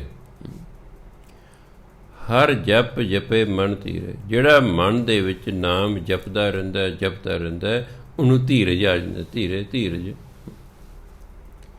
ਉਹਨੂੰ ਧੀਰਜ ਆ ਜਾਂਦਾ ਹੈ, ਜਿਹੜਾ ਪਰਮਾਤਮਾ ਦਾ ਨਾਮ ਮਨ 'ਚ ਜਪਦਾ ਰਹਿੰਦਾ ਹੈ। ਸਿਮਰ ਸਿਮਰ ਗੁਰਦੇਵ, ਗੁਰਦੇਵ ਪਾ ਪਰਮਾਤਮਾ। ਉਹ ਪਰਮਾਤਮਾ ਦਾ ਸਿਮਰਨ ਕਰ ਕਰਕੇ ਮਿਟ ਗਏ ਭੈ ਦੂਰੇ, ਉਹਦੇ ਸਾਰੇ ਡਰ ਖਤਮ ਹੋ ਜਾਂਦੇ, ਉਹਦੇ ਸਾਰੇ ਡਰ ਦੂਰ ਹੋ ਜਾਂਦੇ ਨੇ, ਸਾਰੇ ਡਰ ਖਤਮ ਹੋ ਜਾਂਦੇ। ਸ਼ਰਨ ਆਵੈ ਪਾਰ ਬ੍ਰਹਮ ਕੀ, ਤਾਂ ਫਿਰ ਕਾਹੇ ਝੂਰੇ। ਜਿਹੜਾ ਪਰਮਾਤਮਾ ਦੀ ਸ਼ਰਨ 'ਚ ਆ ਜਾਂਦਾ, ਉਹਨੂੰ ਫਿਰ ਝੁਰਨ ਦੀ ਲੋੜ ਹੀ ਨਹੀਂ। ਝੁਰਨਾ ਦਾ ਅਫਸੋਸ ਕਰਨਾ, ਕੋਈ ਗਲਤੀ ਹੋ ਗਈ ਹੈ, ਫਿਰ ਬੰਦਾ ਅਫਸੋਸ ਕਰ ਦਿੰਦਾ ਵੀ ਜੇ ਆ ਮੈਂ ਨਾ ਕਰਦਾ ਹੈ ਨਾ। ਹੁਣ ਕਈਆਂ ਨੂੰ ਜੇਲ੍ਹ ਹੋਈ ਹੈ, ਉਹ 'ਤੇ ਅਫਸੋਸ ਕਰਦੇ ਨੇ ਵੀ ਜੇ ਮੈਂ ਆਹ ਨਾ ਕੰਮ ਕਰਦਾ ਮੈਨੂੰ ਜੇਲ੍ਹ ਕਿਉਂ ਹੁੰਦੀ, ਜੇ ਮੈਂ ਆਹ ਕੰਮ ਨਾ ਕਰਦਾ ਮੈਨੂੰ ਸਜ਼ਾ ਕਿਉਂ ਮਿਲਦੀ। ਉਹ ਝੁਰਦਾ ਰਹਿੰਦਾ। ਪਰ ਜਿਹੜਾ ਪਰਮਾਤਮਾ ਦੀ ਸ਼ਰਨ 'ਚ ਆ ਕੇ ਕਹਿੰਦਾ ਉਹ ਝੁਰਦਾ ਹੀ ਨਹੀਂ, ਕਿ ਉਹਨੇ ਗਲਤ ਕੰਮ ਹੀ ਨਹੀਂ ਕਰਨਾ। ਨਾ ਉਹ ਗਲਤ ਕੰਮ ਕਰੇ, ਨਾ ਉਹ ਝੁਰੇ। ਚਰਨ ਸੇਵ ਸੰਤ ਸਾਧ ਕੇ ਸਗਲ ਮਨੋਰਥ ਪੂਰੇ। ਜਿਹੜੇ ਸੰਤਾਂ ਦੀ, ਸਾਧਾਂ ਦੇ ਚਰਨਾਂ ਦੀ ਸੇਵਾ ਕਰਦੇ ਹਨ, ਸਗਲ ਮਨੋਰਥ ਪੂਰੇ, ਉਹਨਾਂ ਦੀ ਸਾਰੀਆਂ ਇੱਛਾਵਾਂ ਪੂਰੀਆਂ ਹੋ ਜਾਂਦੀਆਂ ਹਨ। ਕਿ ਉਹ ਸੇਵਾ ਕਰਦੇ ਰਹਿੰਦੇ ਨੇ। ਫਿਰ ਸਹਿਜ ਭਾਈ ਮਹਾਂਪੁਰਖ ਪੁੱਛ ਲੈਂਦੇ ਭਾਈ ਤੈਨੂੰ ਕੀ ਚਾਹੀਦਾ? ਉਹ ਕਹੇ ਮੈਨੂੰ ਆਹ ਚਾਹੀਦਾ। ਅੱਛਾ ਭਾਈ ਮਿਲ ਜਾਏਗਾ। ਕਿ ਸਾਧੂ ਦੀ ਤਾਂ ਪਰਮਾਤਮਾ ਮੋੜਦਾ ਨਹੀਂ ਹੈ। ਸਾਧੂ ਦੇ ਬਚਨਾਂ ਨੂੰ ਪਰਮਾਤਮਾ ਮੋੜਦਾ ਨਹੀਂ ਹੈ। ਸਾਧੂ ਜੋ ਕਹਿੰਦੇ ਪਰਮਾਤਮਾ ਮੰਨ ਲੈਂਦਾ ਹੈ। ਇਸ ਲਈ ਜਿਹੜੇ ਸਾਧੂਆਂ ਦੀ, ਗੁਰੂ ਦੇ ਚਰਨਾਂ ਦੀ ਸੇਵਾ ਕਰਦੇ ਨੇ, ਉਹਨਾਂ ਦੀ ਸਾਰੀਆਂ ਇੱਛਾਵਾਂ ਪੂਰੀਆਂ ਹੋ ਜਾਂਦੀਆਂ ਹਨ। ਘੱਟ ਘੱਟ ਏਕ ਵਰਤਦਾ ਜਲ ਥਲ ਮਹੀਲ ਪੂਰੇ। ਘਾਟ ਸਰੀਰ ਨੂੰ ਕਹਿੰਦੇ ਨੇ। ਹਰ ਸਰੀਰ ਦੇ ਵਿੱਚ ਪਰਮਾਤਮਾ ਵਸਦਾ ਹੈ। ਪਰਮਾਤਮਾ ਜਲ ਵਿੱਚ ਵੀ ਹੈ, ਥਲ ਧਰਤੀ 'ਤੇ ਵੀ ਹੈ, ਮਹੀਲ ਆਕਾਸ਼ ਵਿੱਚ ਵੀ ਹੈ। ਪੂਰੇ ਮਨ ਵਸਦਾ ਹੈ। ਪਰਮਾਤਮਾ ਹਰ ਇੱਕ ਸਰੀਰ ਦੇ ਵਿੱਚ ਵਸਦਾ ਹੈ। ਪਾਣੀ 'ਚ ਵੀ ਵਸਦਾ ਹੈ, ਧਰਤੀ 'ਤੇ ਵੀ ਵਸਦਾ ਹੈ, ਆਕਾਸ਼ ਦੇ ਵਿੱਚ ਵੀ ਵਸਦਾ ਹੈ। ਭਾਵ ਕੋਈ ਐਸੀ ਥਾਂ ਨਹੀਂ ਜਿੱਥੇ ਪਰਮਾਤਮਾ ਨਹੀਂ ਵਸਦਾ।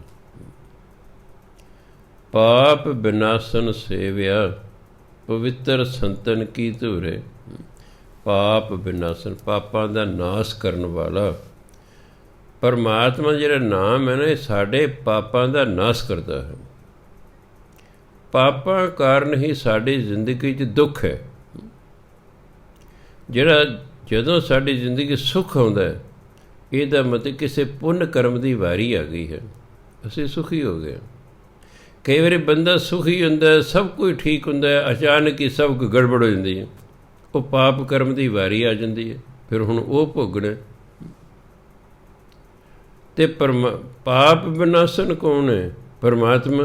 ਉਹਦਾ ਨਾਮ, ਪਰਮਾਤਮਾ ਦਾ ਨਾਮ ਸਾਰੇ ਪਾਪਾਂ ਦਾ ਨਾਸ਼ ਕਰ ਦਿੰਦਾ।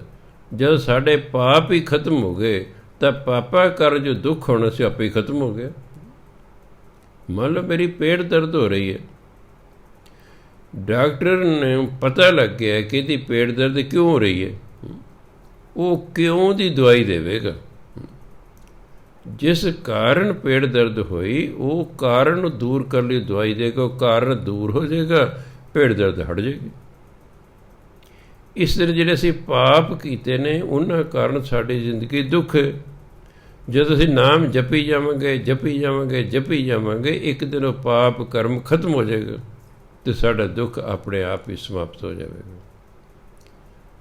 ਹੁਣ ਇਹ ਜਿਹੜਾ ਪਾਪ ਵਿਨਾਸ਼ਨ ਹੈ, ਪਰਮਾਤਮਾ ਹੈ, ਉਹਦੀ ਸੇਵਾ ਸਿਮਰਨ ਕੌਣ ਕਰਦਾ? ਪਵਿੱਤਰ ਸੰਤਨ ਕੀ ਧੂਰੇ, ਜਿਹਨੂੰ ਸੰਤਾਂ ਦੀ ਚਰਨ ਧੂੜ ਮਿਲ ਜਾਂਦੀ ਹੈ। ਜਿਹੜੇ ਸਾਧੂਆਂ ਦੇ ਚਰਨਾਂ ਦੀ ਸੇਵਾ ਕਰਦੇ ਨੇ, ਉਹਨਾਂ ਨੂੰ ਫਿਰ ਨਾਮ ਦੀ ਦਾਤ ਮਿਲਦੀ ਹੈ। ਫਿਰ ਉਹ ਨਾਮ ਜਪ ਜਪ ਕੇ ਪਾਪਾਂ ਦਾ ਨਾਸ਼ ਕਰ ਦਿੰਦੇ ਹਨ। ਸਭ ਛਡਾਈ ਖਸਮ ਆਪ, ਹਰ ਜਪ ਭਈ ਠਰੂਰੇ। ਖਸਮ ਨੇ, ਪਰਮਾਤਮਾ ਨੇ ਆਪ ਹੀ ਜੀਵਾਂ ਨੂੰ ਛੁਡਾ ਲਿਆ ਹੈ, ਬੁਰਾਈਆਂ ਤੋਂ ਛੁਡਾ ਲਿਆ ਹੈ, ਜਮਾਂ ਤੋਂ ਛੁਡਾ ਲਿਆ ਹੈ, ਪੁੱਠੇ ਕੰਮਾਂ ਤੋਂ ਛੁਡਾ ਲਿਆ ਹੈ। ਫਿਰ ਕੀ ਕਰਦਾ ਬੰਦਾ? ਹਰ ਜਪ, ਫਿਰ ਮਨੁੱਖ ਨਾਮ ਜਪਦਾ, ਭਈ ਠਰੂਰੇ। ਠਰੂਰੇ ਸ਼ਾਂਤ, ਅਤੇ ਫਿਰ ਉਹ ਸ਼ਾਂਤ ਹੋ ਜਾਂਦਾ। ਪਹਿਲਾਂ ਅਸ਼ਾਂਤ ਹੈ, ਨਾਮ ਜਪ ਜਪ ਕੇ ਮਨ ਸ਼ਾਂਤ ਹੋ ਜਾਂਦਾ। ਕਰਤੈ ਕੀਆ ਤਪਾਵਸੋ, ਦੁਸ਼ਟ ਮੂਏ ਹੋਏ ਮੂਰੇ। ਤਪਾਵਸ ਹੁੰਦਾ ਨਿਆਂ, ਦੁਸ਼ਟ ਹੁੰਦਾ ਭੈੜੇ ਲੋਕ, ਮੂਰੇ ਹੁੰਦਾ ਗੂੰਗੇ। ਮੂਰੇ ਮੈਨੇ ਗੂੰਗੇ। ਕਰਤੈ ਕੀਆ ਤਪਾਵਸੋ, ਪਰਮਾਤਮਾ ਨੇ ਨਿਆਂ ਕੀਤਾ। ਦੁਸ਼ਟ ਮੂਏ ਹੋਏ ਮੂਰੇ, ਜਿਹੜੇ ਦੁਸ਼ਟ ਸਨ ਉਹ ਕਦੇ ਗੂੰਗੇ ਹੋ ਕੇ ਮਰ ਗਏ। ਭਾਵ ਬੋਲ ਵੀ ਨਹੀਂ ਸਕੇ, ਅੱਗੋਂ ਕੁਛ ਕਹਿ ਹੀ ਨਹੀਂ ਸਕੇ। ਪਰਮਾਤਮਾ ਦੁਸ਼ਟਾਂ ਦਾ ਨਾਸ਼ ਕਰ ਦਿੰਦਾ। ਨਾਨਕ ਰਤਾ ਸੱਚ ਨਾਈ, ਹਰ ਵੇਖੈ ਸਦਾ ਹਜ਼ੂਰੇ। ਜਿਹੜਾ ਪਰਮਾਤਮਾ ਦੇ ਨਾਮ 'ਚ ਰੰਗਿਆ ਗਿਆ, ਸੱਚ ਨਾਈ, ਪਰਮਾਤਮਾ ਦੇ ਨਾਮ ਨਾਲ ਜਿਹੜਾ ਪਰਮਾਤਮਾ ਦੇ ਨਾਮ ਨਾਲ ਰੰਗਿਆ ਜਾਂਦਾ ਹੈ, ਹਰ ਵੇਖੈ ਸਦਾ ਹਜ਼ੂਰੇ। ਹਜ਼ੂਰੇ ਮੈਨੇ ਹਾਜ਼ਰ ਨਾਜ਼ਰ, ਉਹ ਤਾਂ ਸਦਾ ਹੀ ਪਰਮਾਤਮਾ ਨੂੰ ਹਾਜ਼ਰ ਨਾਜ਼ਰ ਵੇਖਦਾ ਹੈ। ਉਹ ਹਾਜ਼ਰ ਨਾਜ਼ਰ ਵੇਖਦਾ ਹੈ। ਉਹ ਪਰਮਾਤਮਾ ਨੂੰ ਸਭ ਥਾਵਾਂ 'ਤੇ ਵੇਖਦਾ ਹੈ। ਜਿੱਧਰ ਵੇਖਦਾ ਉਹਨੂੰ ਪਰਮਾਤਮਾ ਹੀ ਦਿਸਦਾ ਹੈ। ਹਰ ਇੱਕ ਚੀਜ਼ ਦੇ ਵਿੱਚ ਪਰਮਾਤਮਾ ਦਿਸਣ ਲੱਗ ਜਾਂਦਾ ਹੈ। ਸੋ ਅਸੀਂ ਨਾਮ ਜਪੀ ਜਾਣਾ, ਜਪੀ ਜਾਣਾ, ਜਪੀ ਜਾਣਾ। ਇਸ ਨਾਮ ਦਾ ਰੰਗ ਸਾਨੂੰ ਚੜ੍ਹਦੇ ਜਾਣਾ, ਚੜ੍ਹਦੇ ਜਾਣਾ, ਚੜ੍ਹਦੇ ਜਾਣਾ। ਜਦੋਂ ਅਸੀਂ ਨਾਮ 'ਚ ਰੰਗੇ ਗਏ, ਬਸ ਫਿਰ ਪਰਮਾਤਮਾ ਸਭ ਪਾਸੇ ਨਜ਼ਰੀ ਆਵੇਗਾ। ਉਹ ਹਾਜ਼ਰ ਨਾਜ਼ਰ ਹੈ। ਸਤਿਕਾਰਯੋਗ ਸਾਧ ਸਮਾਂ ਹੋ ਗਿਆ। ਵਾਹਿਗੁਰੂ ਜੀ ਕਾ ਖਾਲਸਾ, ਵਾਹਿਗੁਰੂ ਜੀ ਕੀ ਫਤਿਹ।